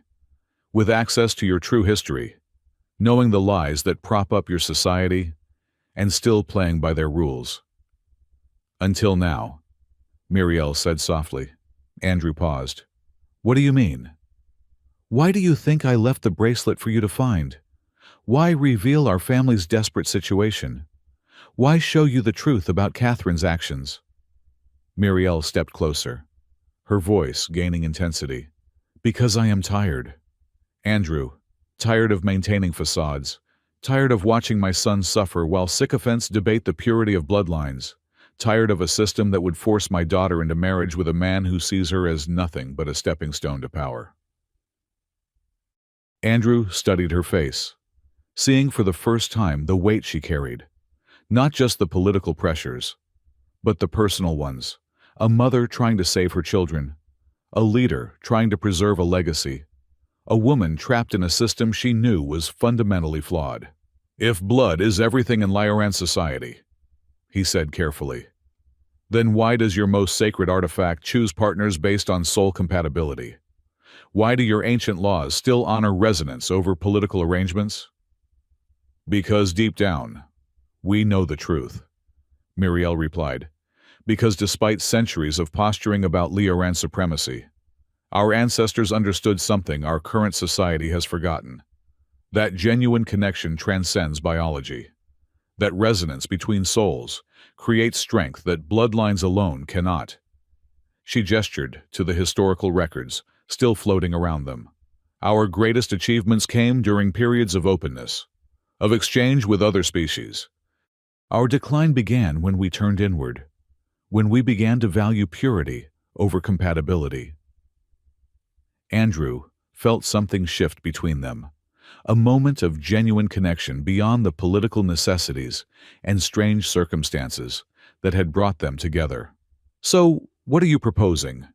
Exactly, he asked. Besides the obvious political marriage, a challenge to the system itself, Muriel said, using the ancient laws to force a modern reckoning. If we formalize our resonance-based union, it creates a precedent that others might follow. It exposes the contradiction at the heart of Leoran society. A cultural revolution via marriage certificate, Andrew said with a hint of dark humor. Not exactly what I had planned for my career on Leora. And yet, here we are, Muriel replied, a small smile softening her features, brought together by circumstances Neither of us anticipated. Facing a crossroads neither of us sought. Andrew turned away, processing everything he'd learned. Catherine's sacrifice for her family, Orion's illness, the desperate financial situation of House Kiros, Tavras's predatory machinations, and beneath it all, an ancient system in conflict with itself, using tradition to mask hypocrisy. "I need time to think," he said finally. "Time is the one resource we lack." Muriel cautioned, "Tavras will not remain idle. Already he moves to challenge the validity of the trials, to question the authenticity of Sarah's awakening." "Even so," Andrew insisted, "this isn't just about politics for me. If I'm going to be part of whatever you're planning, I need to be convinced it's the right thing, not just for House Kiros, but for Leora, for Earth-Lioran relations, for Orion." At the mention of her son, Muriel's expression softened further. "He would like you, I think. He has a scientist's curiosity, an engineer's mind. Catherine has told him stories of Earth, of your work here. He asks about you often." "I'd like to meet him," Andrew said, surprising himself with the sincerity of the statement. "That can be arranged." Muriel nodded. "Perhaps it should be, before you make your decision." The crystals around them began to dim, a silent indication that their time in the hidden library was drawing to a close. "Dawn approaches," Sarah Flux announced, her hologram reappearing. "The estate will soon awaken." Muriel nodded, touching the bracelet on her wrist. "We must return separately. To avoid notice, Sarah will guide you back to your quarters." As the Duchess turned to leave, Andrew called after her. "One more question." She paused at the entrance to the chamber. "The resonance," Andrew said. "Is it real? Or just a convenient political tool?" Muriel considered him for a long moment, her violet eyes reflecting the fading blue light of the crystal chamber. "When Sarah awakened at your touch, I felt something I had not experienced in decades. Possibility. Not just political possibility, but personal. A recognition that transcended logic." She smiled faintly. "Believe what you will about ancient artifacts and soul compatibility. Engineer Hale, but do not doubt that something genuine exists between us, something neither of us anticipated, yet both of us felt." With that, she slipped through the opening in the rock wall, leaving Andrew alone with Sarah Flux and 1,000 questions that had no simple answers. "She speaks the truth," Sarah offered quietly. "The resonance cannot be falsified, cannot be manipulated for political gain. It simply is, or is not." "And if I choose not to act on it," Andrew asked, "if I walk away from all this?" "Then House Kiros falls," Sarah replied simply. "Orion loses his treatments, Catherine marries Tavras, and Leora continues its slow decline into isolationism and xenophobia." "No pressure," Andrew muttered, following the hologram as it led him back through the hidden passages of the estate, his mind wrestling with revelations both political and personal, trying to separate objective truth from emotional response. By the time he reached his quarters, dawn was breaking over Leora, bathing the crystal forests in golden light. Andrew stood at his window, watching the play of colors across the landscape, aware that whatever decision he made in the coming hours would alter not just his own life, but the fate of an entire house, and perhaps, in some small way, the future of two worlds. Chapter 4. The battle at Crystal City. 3 days had passed since Andrew's discoveries in the Rift Library. 3 days of political maneuvering, whispered conversations, and tense negotiations that he observed like a spectator at a game whose rules he was still learning. The Kiros estate had become a nexus of activity, with aristocrats from across Leora arriving daily to witness the unprecedented situation. A human engineer who had passed the ancient trials, creating a constitutional crisis for the 13 houses. Andrew spent most of that time with Orion Kiros, Catherine's younger brother and the technical heir to House Kairos, despite his illness. The boy possessed a voracious curiosity about Earth and human technology. Their conversations provided a welcome respite from the political machinations swirling around them. "Could you really build a gravity inverter from just household items?" Orion asked. His thin face animated despite the crystalline medical apparatus attached to his temples. They sat in the boy's private medical suite, a cheerful room despite its clinical purpose, with walls that projected Earth landscapes, oceans, mountains, forests, cycling slowly throughout the day. "Well, not a full inverter," Andrew admitted, sketching on a datapad. "But a small-scale disruptor? Absolutely. The principles are straightforward once you understand how Leoran gravity tech works." Orion leaned forward eagerly, his silver skin catching the light. "Show me." Andrew smiled, feeling a genuine affection for the boy. At 9 years old, Orion combined the natural curiosity of a child with the quick intelligence that seemed to run in the Kairos family. His condition, crystal fade, manifested as a progressive deterioration of the crystalline components in Leoran biology, particularly in the nervous system. The treatment slowed the process, but couldn't reverse it. "Maybe later," Andrew promised. "Your mother would have my head if I started building unauthorized gravity devices in the medical wing." Orion's face fell slightly. "Mother's been so busy lately. Is it because of you? Because of the resonance?" Andrew set the datapad aside, considering how to answer. "Partly. It's complicated adult stuff." "I'm not a baby," Orion protested. "I know about Tavris and Catherine. I know about our family's finances." He gestured to the medical equipment surrounding him. "I know how much all this costs." Andrew studied the boy with new respect. "You're right. I'm sorry for talking down to you." "So, what's going to happen?" Orion asked. His violet eyes, so like his mother's, serious beyond his years. "Will you marry Mother? Will it save our house?" Before Andrew could formulate a response, the door slid open, and Duchess Muriel entered. She wore a simple dress of deep blue, her silver hair pulled back in a practical style, rather than the elaborate arrangements she favored for public appearances. "I see my son is interrogating you," she observed with a small smile. "Just scientific curiosity," Andrew replied, returning the smile with unexpected ease. Something had shifted between them since their conversation in the Rift Library, a tentative understanding, perhaps even the beginnings of trust. They had spoken privately several times since, discussing strategies for countering Tavris's increasing political pressure. "Orion, it's time for your treatment," Muriel said gently, "and I need to borrow Engineer Hale for a while." The boy sighed dramatically, but didn't protest as a medical attendant entered with a tray of crystalline vials. "Will you come back later? Andrew? You promised to tell me about Earth oceans?" "Absolutely," Andrew assured him, rising to follow Muriel. Once outside, Muriel's expression turned serious. "There's been a development. Tavris has called for a ceremony of nullification." Andrew frowned. "What's that?" "An ancient ritual rarely invoked," Muriel explained as they walked through the quiet corridors of the medical wing. "It allows for the formal rejection of a resonance bond, if it can be proven the artifact was manipulated or deceived." "Can Sarah Flux be manipulated?" "No," Muriel replied firmly. "But Tavris claims otherwise. He's gathered supporters from the more conservative houses, those most opposed to human influence on Leora.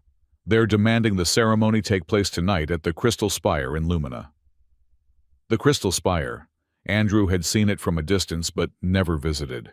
It was Leora's most sacred structure, a towering pinnacle of pure crystal at the center of the capital city, said to be formed from the first crystalline life forms to achieve sentience on the moon. "This is moving quickly," Andrew observed. "What's his hurry?" "He fears time works against him," Muriel said. "Each day, more moderates come to witness the human who passed the trials. Public opinion is shifting. Questions are being raised about the traditional interpretations of our laws." They entered Muriel's private study, a room Andrew had visited several times in recent days. Unlike the formal, imposing spaces where she conducted official business, this room reflected more personal tastes: shelves lined with ancient texts, comfortable seating, and a large window overlooking the crystal forest.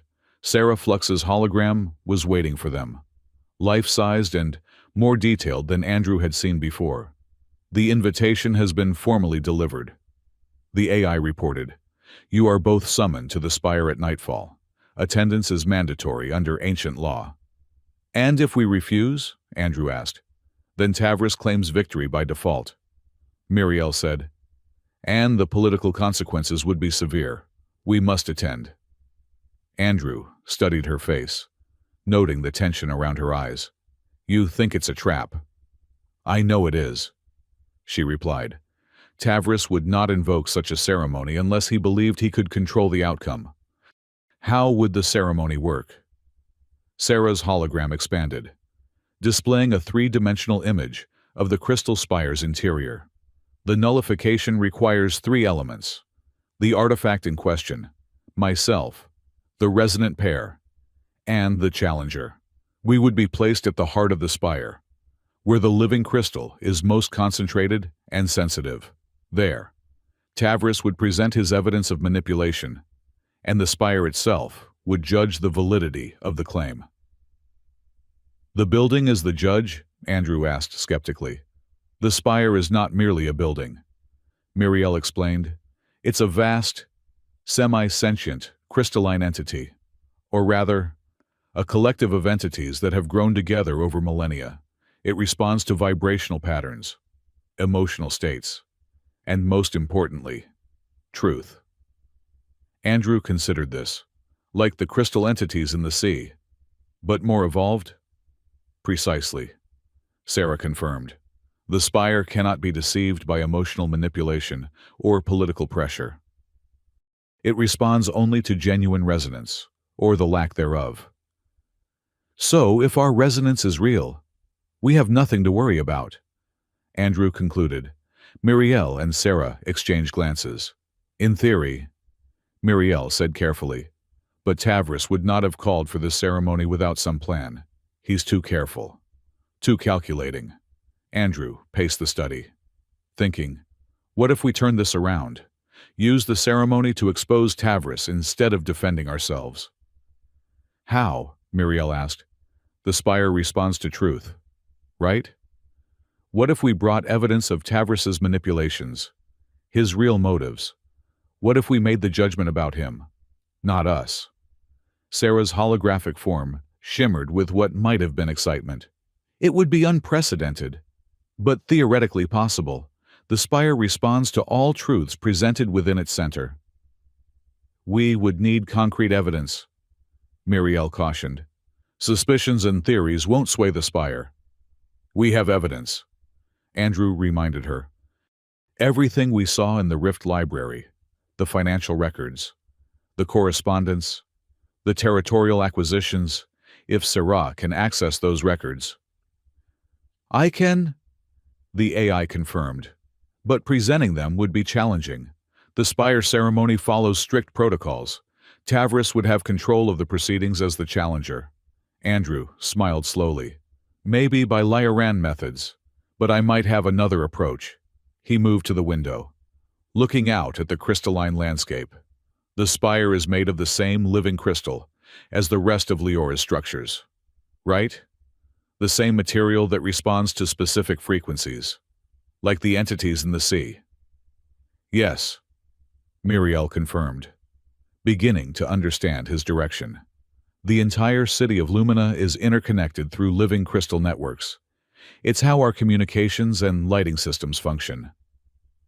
"And I'm guessing the spire is at the center of that network?" "It is the heart of it," Sarah said. "All crystal pathways in Lumina originate from or connect to the spire." Andrew turned back to them, his engineer's mind already mapping possibilities. "Then, I think I know how to counter whatever Tavris has planned, but I'll need access to Lioran tech. And quickly." Muriel nodded decisively. "Whatever you require. But Andrew, She hesitated. This is dangerous. Tavris has powerful allies. If we challenge him so publicly and fail— I know, Andrew said. But sometimes the only way to counter a trap is to spring it on your own terms. As twilight descended on Leora, turning the crystal forest into a sea of purple and blue shadows, Andrew made final adjustments to a small device concealed in his formal attire. He had spent the afternoon in the Kiros engineering labs, modifying Lioran crystal tech with Earth principles, creating something neither culture would have developed alone. A soft knock at his door preceded Catherine's entrance. She stood awkwardly in the doorway, her usual confidence replaced by a guarded wariness. "Mother sent me to escort you," she said stiffly. "The transport leaves in 10 minutes. Andrew secured the device inside his jacket. "Catherine, we should talk." "There's nothing to say," she replied, not meeting his eyes. "I know why you did it," Andrew said quietly. "I know about Orion's condition, about your father's debts, about Tavris's ultimatum." Catherine's head snapped up, surprise and suspicion warring in her expression. "How could you possibly—" "The Rift Library," Andrew explained. "Your mother showed me everything." "The Rift—" Catherine trailed off, visibly processing this information. "She took you into the Rift Library. That's impossible. Only those with Kairos blood or—" Her eyes widened as understanding dawned. "The resonance, it's real." "Apparently so," Andrew confirmed. "Real enough that Sarah Flux awakened after 2 centuries of dormancy." Catherine sank onto a nearby chair, her composure cracking.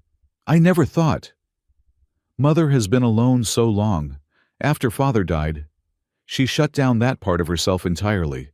We all assumed she would never—" "Catherine," Andrew said gently, "I don't blame you for what happened at the Starfall Ball.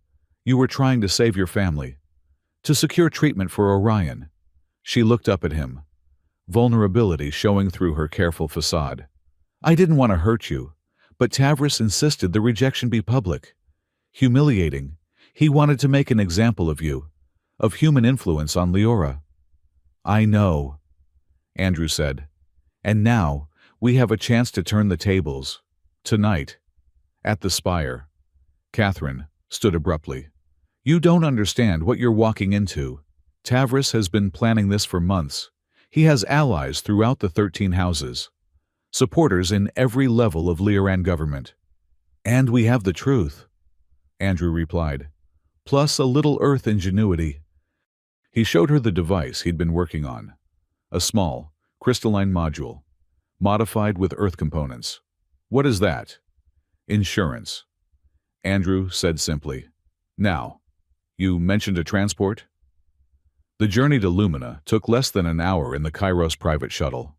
Andrew sat beside Miriel, while Catherine maintained a careful distance, her expression troubled. As they approached the capital, the true majesty of the Crystal Spire became apparent, a towering structure that caught the last rays of the setting sun and refracted them across the city in rainbow arcs.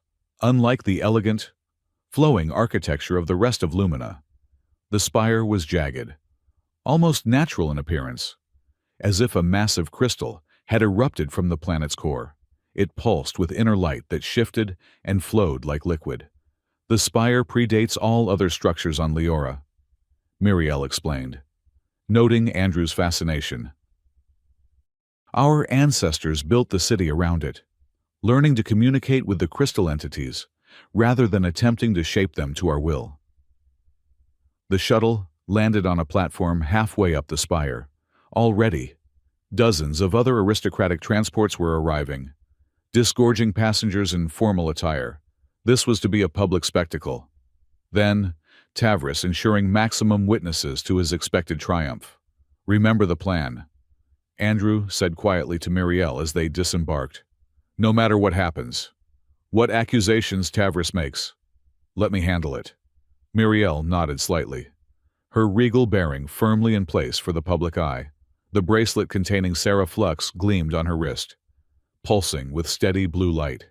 They were met by ceremonial guards in ancient-style armor, decorative rather than functional, but impressive nonetheless.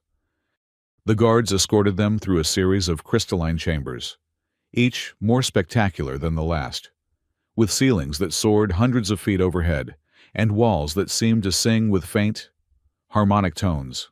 Finally, they emerged into the heart of the spire, a vast, circular chamber whose walls were composed of living crystal in its purest form. The crystal pulsed with light that responded to the movements and emotions of the gathered crowd, creating swirling patterns across the surfaces. At the center of the chamber stood a raised platform of clear crystal, surrounded by tiered seating, filled with members of the 13 houses and other Leoran elite. Archon Tavris already occupied the platform, resplendent in formal attire of mercury and black, his silver skin polished to a mirror shine. The Duchess Miriel Kiros and Engineer Andrew Hale, announced a ceremonial officer as they approached the platform, respondents to the challenge of nullification. A murmur ran through the assembled crowd. Many were seeing the human who had passed the trials for the first time, assessing him with curious or hostile gazes.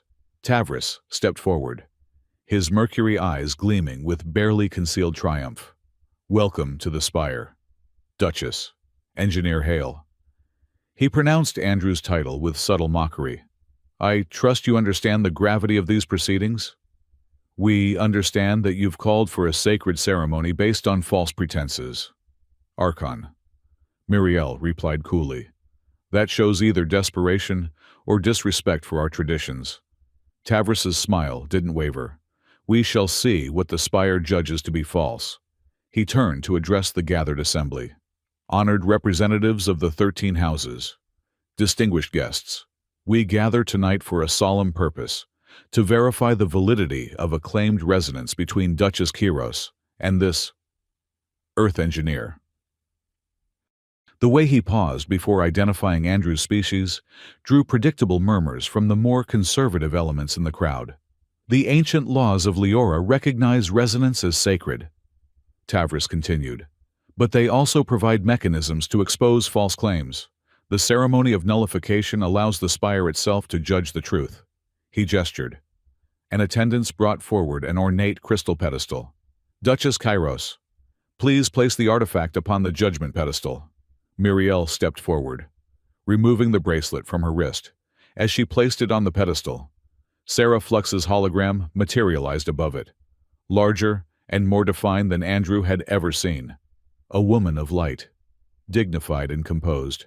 "I am Sarah Flux, consciousness and artifact, guardian of House Kiros for 17 centuries," the AI announced, her voice resonating through the chamber. "I recognize Archon Tavris's right to challenge, though I question his motives." Tavris's expression tightened momentarily before he regained his diplomatic smile. "The artifact's opinions are noted, but irrelevant. The Spire will judge." At his gesture, the crystal walls of the chamber began to pulse more intensely, the light patterns accelerating. The floor beneath the platform turned transparent, revealing a network of crystal veins that extended deep into the core of the structure. "The nullification ceremony requires 3 elements," Tavris announced. "First, the presentation of the resonant pair to the Spire's consciousness." The crystal beneath Andrew and Miriel began to glow, a soft blue light rising to envelop them. Andrew felt a strange sensation, as if gentle fingers were probing his mind. Not invasively, but curiously. "Second," Tavris continued, "the presentation of evidence challenging the resonance." He withdrew a small crystal prism from his robes, placing it beside Sarah's bracelet on the pedestal. "This data crystal contains irrefutable proof that the artifact has been tampered with, modified to create a false resonance for political advantage." Murmurs swept through the crowd. Miriel tensed beside Andrew, but remained silent as they had agreed. "The data shows," Tavris continued, "that 3 months ago, the Kairos engineering staff made significant alterations to the artifact's core systems, specifically targeting its resonance detection parameters. The accusation was bold, specific, and completely fabricated. Andrew knew, but it was cleverly chosen, targeting an area where few in the crowd would have technical expertise to question the claim. Furthermore, Tavris pressed his advantage. I have testimonials from House Kairos staff confirming that Engineer Hale was granted unauthorized access to the artifact prior to the Starfall Ball, allowing him to influence its behavior through Earth technology. Andrew felt Muriel's hand tighten on his arm, a silent reminder to stick to their plan despite the outrageous lies. Around them, the crystal walls pulsed faster, the light patterns becoming more complex as the spire processed the accusations. Finally, Tavris said with dramatic emphasis.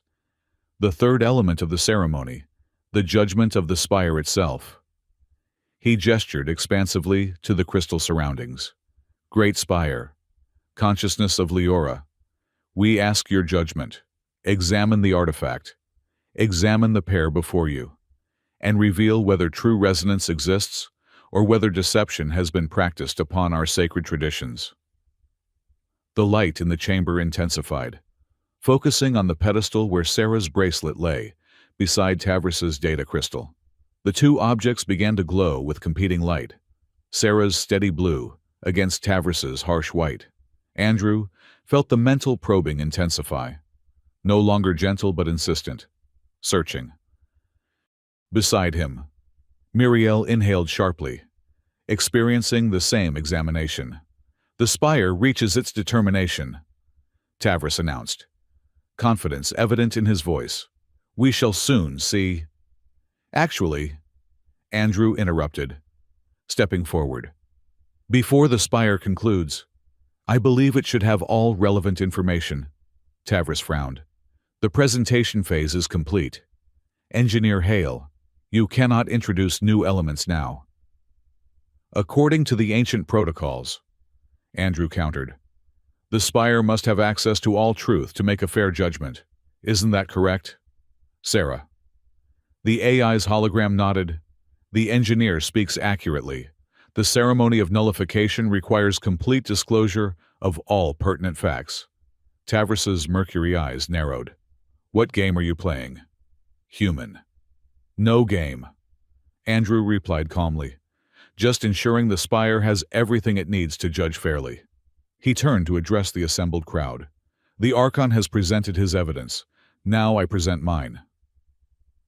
From inside his jacket, Andrew withdrew the device he had constructed, a small crystal transmitter modified with Earth components. Before Tavris could object, he placed it on the pedestal beside Sarah's bracelet. What is this? Tavris demanded. A key. Andrew replied simply. To the truth. He activated the device with a touch. For a moment, nothing happened. Then, the crystal walls of the chamber shimmered, the light patterns shifting from abstract swirls to recognizable images. Gasps rose from the crowd as documents, correspondence, and financial records began to appear on the crystal surfaces. The same evidence Andrew had seen in the Rift Library, now projected throughout the spire for all to witness. What is happening? Tavris hissed, his composure cracking. I've created a frequency bridge. Andrew explained. The device is transmitting data directly into the spire's crystalline network, the same way you would upload information to any Leoran system. The spire now has access to the complete truth. Around them, the evidence of Tavris's machinations played out across the crystal walls. His systematic acquisition of territories surrounding Kairos Holdings, his financial leverage over the family, his correspondence with Catherine detailing his demands for a public humiliation of the Earth engineer. The crowd's reaction shifted from shock to anger as more documents appeared. Secret agreements with conservative houses to limit Earth influence on Leora, plans to restrict human access to key technologies, manipulations of trade agreements to disadvantage Earth merchants.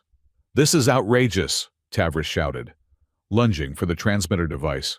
This human is manipulating the spire. Before he could reach the pedestal, Muriel stepped between them. The spire cannot be manipulated with false information. Archon, you know this. It responds only to truth. These are fabrications, Tavris insisted, turning to appeal to the crowd. Doctored records, created by Earth technology to undermine Leoran's sovereignty. As if in response to his accusation, the crystal walls now displayed Tavris's own private communications, messages even Andrew hadn't seen before, revealing the Archon's most secret plans. Sarah Flux's hologram had expanded, interfacing directly with the spire's systems, guiding the flow of information. The records are genuine, Sarah announced. The spire confirms their authenticity. Tavris's face contorted with rage. This is treachery. The artifact has been corrupted by Earth influence. No, came a new voice from the entrance to the chamber. The artifact functions precisely as intended. Catherine Kiros stepped forward, her expression resolved despite her evident tension. I can verify the authenticity of these records. I was party to many of these communications. A shocked murmur ran through the assembly. Tavris stared at Catherine with naked fury. You would betray our arrangement? Our future? There was never a future, Catherine replied steadily. Only coercion and manipulation. She turned to address the crowd. Archon Tavris leveraged my family's financial distress to force an engagement. He demanded I publicly humiliate Engineer Hale to demonstrate Leoran's superiority over Earth.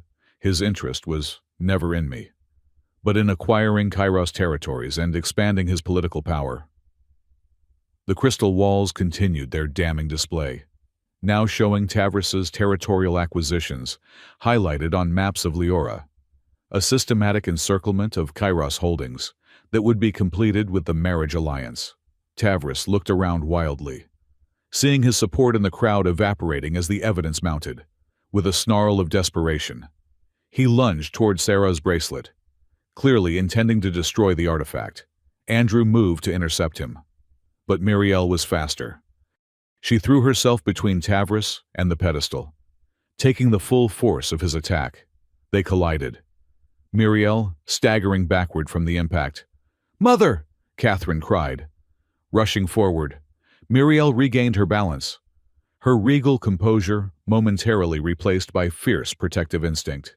"You will not touch the artifact." Archon, "You've ruined everything," Tavris hissed, his careful political mask completely fallen away. Years of planning, of positioning, destroyed by a human engineer and a desperate old woman. "Not desperate," Miriel replied, her voice steady despite the confrontation. "Awakened." She turned to Andrew, who had moved to her side, and in that moment, with the entire assembly watching, she did something unprecedented. She reached out and took his hand, publicly acknowledging their connection. "The trials were not a political maneuver," she announced, her voice carrying through the chamber. "Not merely a legal strategy to counter Tavris's schemes. Though they served that purpose, they were a recognition of something I had forgotten was possible." The crystal walls around them pulsed in sync with her words, the light warming from cool blue to rich purple. When Sarah Flux awakened at Andrew's touch, Miriel continued, "I felt something I had denied myself for decades, the possibility of genuine connection, of partnership based on compatibility rather than convenience." Andrew stared at her, surprised by the public declaration. This went beyond their planned strategy, beyond political positioning. "I agreed to the trials," Miriel said, looking directly at him now. "Not just because they offered a legal path to protect my house, but because they revealed a truth I hadn't dared acknowledge, that in you, Andrew Hale of Earth, I recognized something familiar, something resonant with my own spirit." The crystal walls blazed with light, the spire responding to the emotional truth of her words. The assembled crowd watched in stunned silence as the Duchess of House Kiros, one of the most powerful women on Leora, openly declared her feelings for a human engineer. "This is absurd," Tavris sneered, though his voice had lost its commanding presence. The Duchess clearly suffers from emotional manipulation. The human has used Earth techniques to... Enough. Sarah Flux's voice cut through the chamber with unexpected authority. The spire has reached its judgment. The entire structure vibrated. Crystal tones rising in harmonic patterns that silenced all voices. The light concentrated on the central pedestal, enveloping Sarah's bracelet, Tavris's data crystal, and Andrew's transmitter in a column of pure radiance. When the light receded, Tavris's data crystal had crumbled to dust, while Sarah's bracelet and Andrew's device remained intact, now somehow linked by thin strands of living crystal that had grown between them. The spire recognizes true resonance between Duchess Muriel Kiros and engineer Andrew Hale, Sarah announced formally. Furthermore, it judges Archon Tavris guilty of attempted manipulation of sacred protocols, false testimony, and actions harmful to Leora's true interests. The crowd erupted in voices, some outraged, many more approving. The political balance was shifting before their eyes. "This is not over," Tavris declared, backing away from the platform. "The conservative houses will not accept this perversion of our traditions, this contamination of Leoran purity with Earth influence." "Perhaps," Muriel replied calmly. "It is time for our traditions to evolve, to remember their true origins, rather than the political interpretations that have calcified around them." From the corner of his eye, Andrew noticed movement, Tavris's aides closing around him, preparing for a hasty exit. But before they could leave, the crystal floor beneath them shifted, forming a containment barrier. "By ancient law," Sarah Flux proclaimed, "those judged false by the spire remain for formal censure. Archon Tavris will answer for his actions before the full Council of Houses." Leoran's security personnel moved in, formally taking Tavris into custody despite his vehement protests. As he was led away, his mercury eyes found Andrew's, promising future retribution. The formal ceremony dissolved into chaos, aristocrats clustering in urgent conversation, messengers being dispatched to spread the news, the crystal walls continuing to display evidence of Tavris's schemes for all to study. In the midst of the tumult, Andrew found himself standing with Muriel and Catherine in a moment of relative calm. "Did you mean what you said?" he asked Muriel quietly. "About recognizing something in me? Or was that part of our strategy?" Muriel's violet eyes met his directly. "I have spent decades playing political games. Engineer Hale, I have become adept at strategic declarations and calculated displays. What you heard tonight was none of those things." Catherine looked between them, a complex emotion playing across her features. "Mother never speaks of personal feelings in public, not since father died." She hesitated, then added more softly, "Not even before that." Sarah Flux's hologram materialized beside them, now back to its normal size. "The resonance is stronger than ever." The AI observed, "The spire's judgment has only confirmed what I detected at the Starfall Ball." Andrew felt oddly disconnected from the political victory unfolding around them. Tavris was neutralized. House Kairos was safe. The truth had been revealed to all of Leoran society. Yet, all he could focus on was Muriel's words, the unexpected vulnerability in her usually composed features when she spoke of their connection. "What happens now?" he asked. Politically, Muriel's smile held a hint of wry amusement. "Chaos. For a time, the conservative houses will resist. The progressives will seize the opportunity for change, and those in between will calculate which way the wind blows." "I meant with us," Andrew clarified. Muriel's expression softened. "That, Engineer Hale, is entirely up to you. The trials are complete. The resonance confirmed. You have fulfilled any obligation the ancient protocols might have placed upon you. You are free to return to your former life, if you wish." Despite her controlled tone, Andrew sensed the vulnerability beneath her words. This proud, powerful woman was offering him a choice. No pressure, no political necessity, Just possibility. Before he could respond, a commotion near the chamber entrance drew their attention. A small figure in a medical transport chair was being wheeled in, attended by Kiros medical staff. "Orion!" Catherine gasped. "What is he doing here?" The boy's face lit up as he spotted them, urging his attendants to hurry. Despite his frail condition, he radiated excitement. "I had to come," he called as they approached. Everyone in the medical wing was watching the crystal feeds. "I saw everything." He turned to Andrew with undisguised admiration. "You hacked the entire spire. That was amazing." Andrew couldn't help but smile at the boy's enthusiasm. "Not hacked. Exactly. Just repurposed existing systems." "The same thing," Orion insisted, with a child's certainty. He looked between Andrew and his mother. "So it's true. You passed all the trials. And now you'll stay with us?" The question hung in the air. Innocent, yet profound. Muriel did not prompt or pressure, simply waiting for Andrew's response with dignified patience. In that moment, looking at this unusual family, the proud Duchess with unexpected depths, the complex daughter finding her own path back to integrity, the brilliant boy facing his illness with courage, Andrew realized that somewhere along this strange journey, he had begun to care for them all. "If I'm welcome," he said finally, "I think I might stay a while. There's still a lot of Leora I haven't seen, technologies to explore, cultural misconceptions to correct." He glanced at Muriel, holding her gaze, resonances to understand more fully. The smile that transformed Muriel's features was worth all the trials and tribulations of the past weeks, a genuine expression of joy breaking through the careful composure of the Duchess. "You are more than welcome, Andrew Hale," she said softly. "You are awaited." Around them, the crystal walls of the spire pulsed with warm light, responding to the emotional truth of the moment. A harmony between worlds that had been separate for too long, now finding unexpected resonance. Chapter 5. The Starlight Vow. In the weeks following the dramatic confrontation at the Crystal Spire, Leoran society underwent a seismic shift.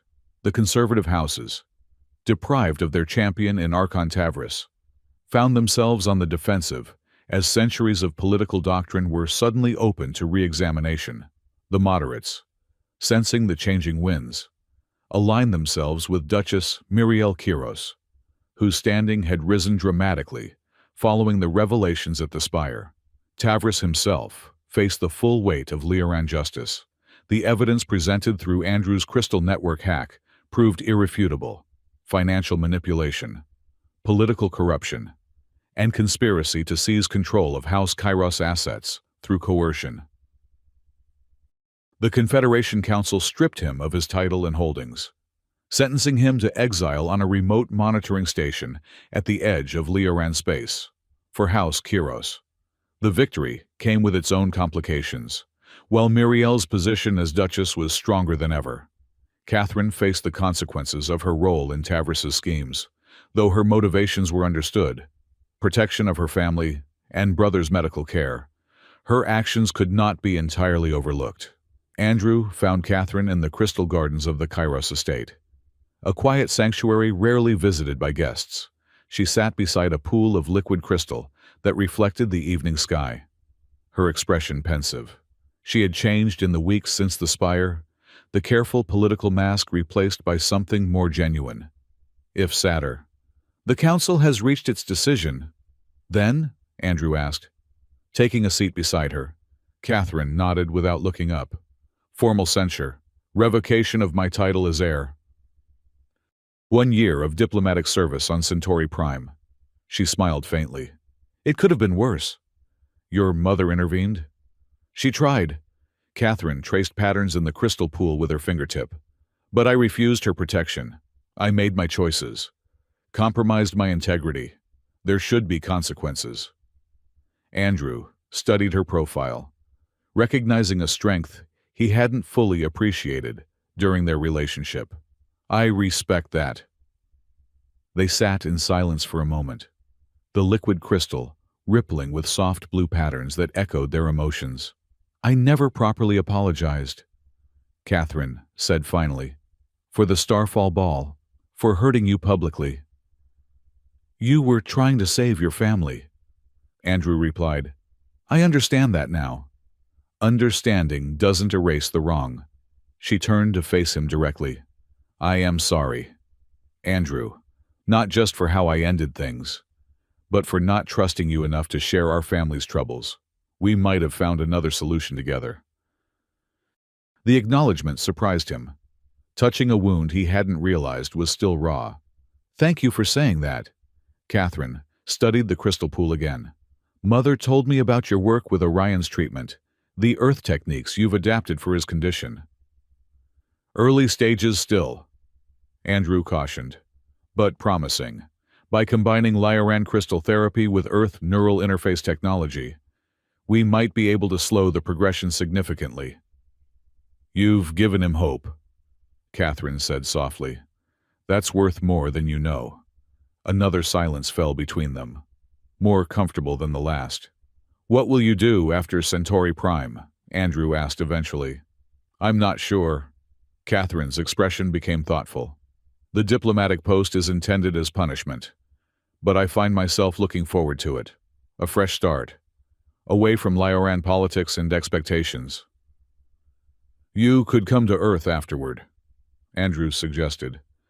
"There's growing interest in cultural exchange programs. Your experience would be valuable." Catherine looked at him, surprise evident in her violet eyes, so like her mother's, yet distinct in their expression. "You would help me? After everything?" "We weren't right for each other," Andrew said simply. "That doesn't mean we can't be allies." She considered this, then shook her head slowly. "I appreciate the offer, truly, but I think I need to find my own path. Not follow in anyone's footsteps, not Tavris's, not Mother's, not even yours." Her expression became more resolved. "I've spent my life trying to be what others needed, or expected. It's time I discovered who Catherine Kairos really is." "On my own terms," Andrew nodded, respecting her decision. "The offer stands, if you ever change your mind." As twilight deepened around them, the crystal pool began to glow with its own inner light, responding to the emergence of stars overhead. "You're good for her, you know," Catherine said suddenly. "For Mother." Andrew felt a flush of warmth at the unexpected endorsement. "I'm still figuring out what that means." "Exactly." "She laughs now," Catherine said, as if that explained everything, and in a way, it did. "I hadn't heard her really laugh, since before Father died." She rose gracefully, preparing to leave. "Take care of them. Andrew, Orion, Mother, they deserve happiness." "So do you," he replied sincerely. Catherine smiled, a genuine expression untainted by the political calculation that had characterized most of their relationship. "I believe I'll find it. Eventually. Just not where I expected to look." As she walked away through the crystal garden, her figure silhouetted against the glowing plants, Andrew felt a chapter of his life closing with unexpected grace. What had begun in public humiliation was ending in mutual respect, not the outcome he would have predicted on that fateful night at the Starfall Ball. 1 year later, the orbital observation platform floated serenely above Leora, offering unobstructed views of both the crystal moon below and the vast starscape beyond. Originally designed for astronomical research, the platform had been repurposed as a private retreat for House Kiros, a neutral space away from the politics and pressures of Leoran society. Andrew stood at the panoramic window, Earth visible as a distant blue jewel against the black velvet of space. In the year since the Crystal Spire confrontation, his life had transformed in ways he could never have anticipated. His engineering innovations, combining Earth principles with Leoran crystal technology, had revolutionized several key industries on the moon. The gravity regulation systems, his original project, now operated with unprecedented efficiency, allowing for new floating districts that had previously been considered too unstable for habitation. More importantly, his work with Lioran medical technology had yielded promising results for conditions like Orion's crystal fade. By adapting Earth neural interface systems to work with living crystal, they had developed treatments that significantly slowed the progression of the disease. Through it all, his relationship with Muriel had evolved from political necessity to genuine partnership. The resonance identified by Sarah Flux had proven prophetic. They worked together with an intuitive understanding that transcended their different backgrounds and species. Admiring the view? Muriel's voice came from behind him. Andrew turned to find her entering the observation deck, dressed simply in civilian attire rather than the formal regalia of her position. In private moments like this, she set aside the Duchess persona, allowing herself to be simply Muriel. "Earth looks so small from here," he observed. "Sometimes I forget I've been away for over 4 years now." "Do you miss it?" she asked, joining him at the window. "Parts of it," he admitted. "The rain, certain foods, the chaotic unpredictability of Earth cities." He smiled at her. "But I've found compelling reasons to stay on Leora." Muriel returned the smile, her violet eyes warm in the starlight.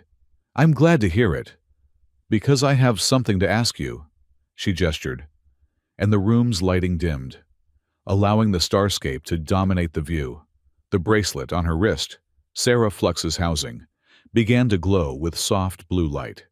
"The past year has brought remarkable changes to Leora," Muriel began. "The old political structures are evolving, the conservative houses adapting to new realities. Our work together has demonstrated what's possible when different worlds collaborate rather than compete." Andrew nodded, recognizing the formal tone she adopted when addressing important matters. "The Earth-Leora exchange program already has more applicants than available positions." "Yes," Muriel agreed. "But amid all these public transformations, I find myself most changed by something more personal." She took a step closer to him. "By you, Andrew." The directness of the statement surprised him. Muriel, for all her private warmth, rarely expressed her feelings so explicitly. "When Sarah Flux awakened at your touch," she continued, "I saw it as a political opportunity, a way to save my house, protect my children, counter Tavris's schemes. I didn't expect it to save me as well." "Save you?" Andrew echoed. "From isolation, from the fortress I had built around myself after Soren died." Her voice softened. "From the belief that duty and happiness were mutually exclusive." She gestured, and Sarah Flux's hologram materialized beside them, life-sized and detailed. "Duchess!" The AI acknowledged. "It is time?" "It is," Muriel confirmed. Sarah's holographic form smiled, then turned to Andrew. "Engineer Hale, when I awakened at the Starfall Ball, I recognized a resonance that transcended the usual parameters of my programming, a compatibility not just of mind or status, but of essential nature, what humans might call soul." The AI's form began to glow more intensely. "What began as a political expedient has become something my creators would have recognized and celebrated, a true harmonic resonance between different worlds." Muriel stepped forward, taking both of Andrew's hands in hers. "A year ago, circumstances forced us together. Today, I choose you freely, with full awareness of what that means." Her violet eyes held his with characteristic intensity. "Andrew Hale of Earth, would you join your life with mine, not as political allies, but as partners in every sense?" Though he had suspected this moment was coming, the reality of it still took Andrew's breath away. This proud, brilliant woman, leader of one of Leora's most ancient houses, mother to 2 remarkable children, architect of a cultural revolution, was asking him to share her life. "This isn't a requirement of Leoran tradition or political necessity," he asked, already knowing the answer but needing to hear it. "Quite the opposite. Muriel replied, with a hint of amusement. The conservative houses would prefer I choose a more conventional partner. This is entirely personal. My heart's choice, not the Duchess's calculation. Andrew felt a smile spreading across his face. In that case, my answer is yes. The bracelet on Muriel's wrist pulsed with brilliant blue light, responding to the emotional resonance of the moment. Suddenly, it unclasped itself, floating into the space between them. "What's happening?" Andrew asked, startled. "A transformation," Sarah answered, her hologram expanding to surround the bracelet. One not seen in 17 centuries. Before their eyes, the ancient artifact began to change, the metal flowing like liquid, the blue stone at its center separating into two perfect, star-like gems. The material reshaped itself, forming two identical rings that hovered in the air between Andrew and Muriel.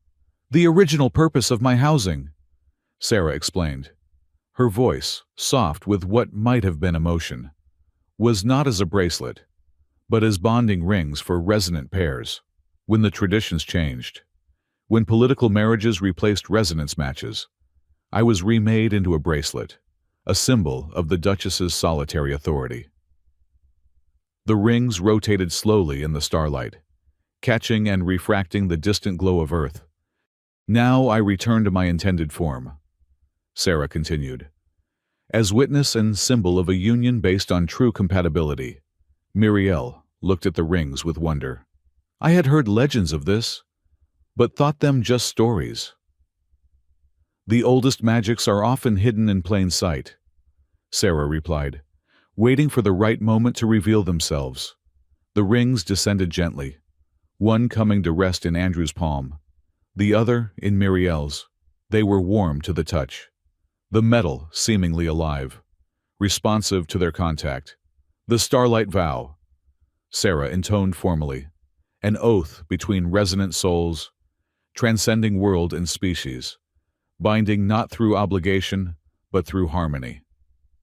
Andrew studied the ring in his hand, a band of living metal set with a gem that seemed to contain an entire cosmos within its depths. "What happens to you, Sarah, if your housing is transformed?" The hologram smiled. "I am not confined to the physical artifact. Andrew Hale. I exist in the resonance between you, in the network of crystal throughout Leora, in the very foundations of House Kiros. The rings are merely conduits, more elegant and appropriate ones than the bracelet ever was." Muriel held her ring up to the starlight. "These are beautiful. Sarah, thank you." "Don't thank me yet," the AI replied with unexpected humor. "The transformation comes with certain upgrades. The rings respond to your emotional states, facilitate silent communication across distances, and enhance your natural resonance. You may find them occasionally surprising." Andrew laughed. "An AI matchmaker with a sense of mischief. Perfect." With gentle solemnity, they exchanged the rings, each placing one on the other's hand.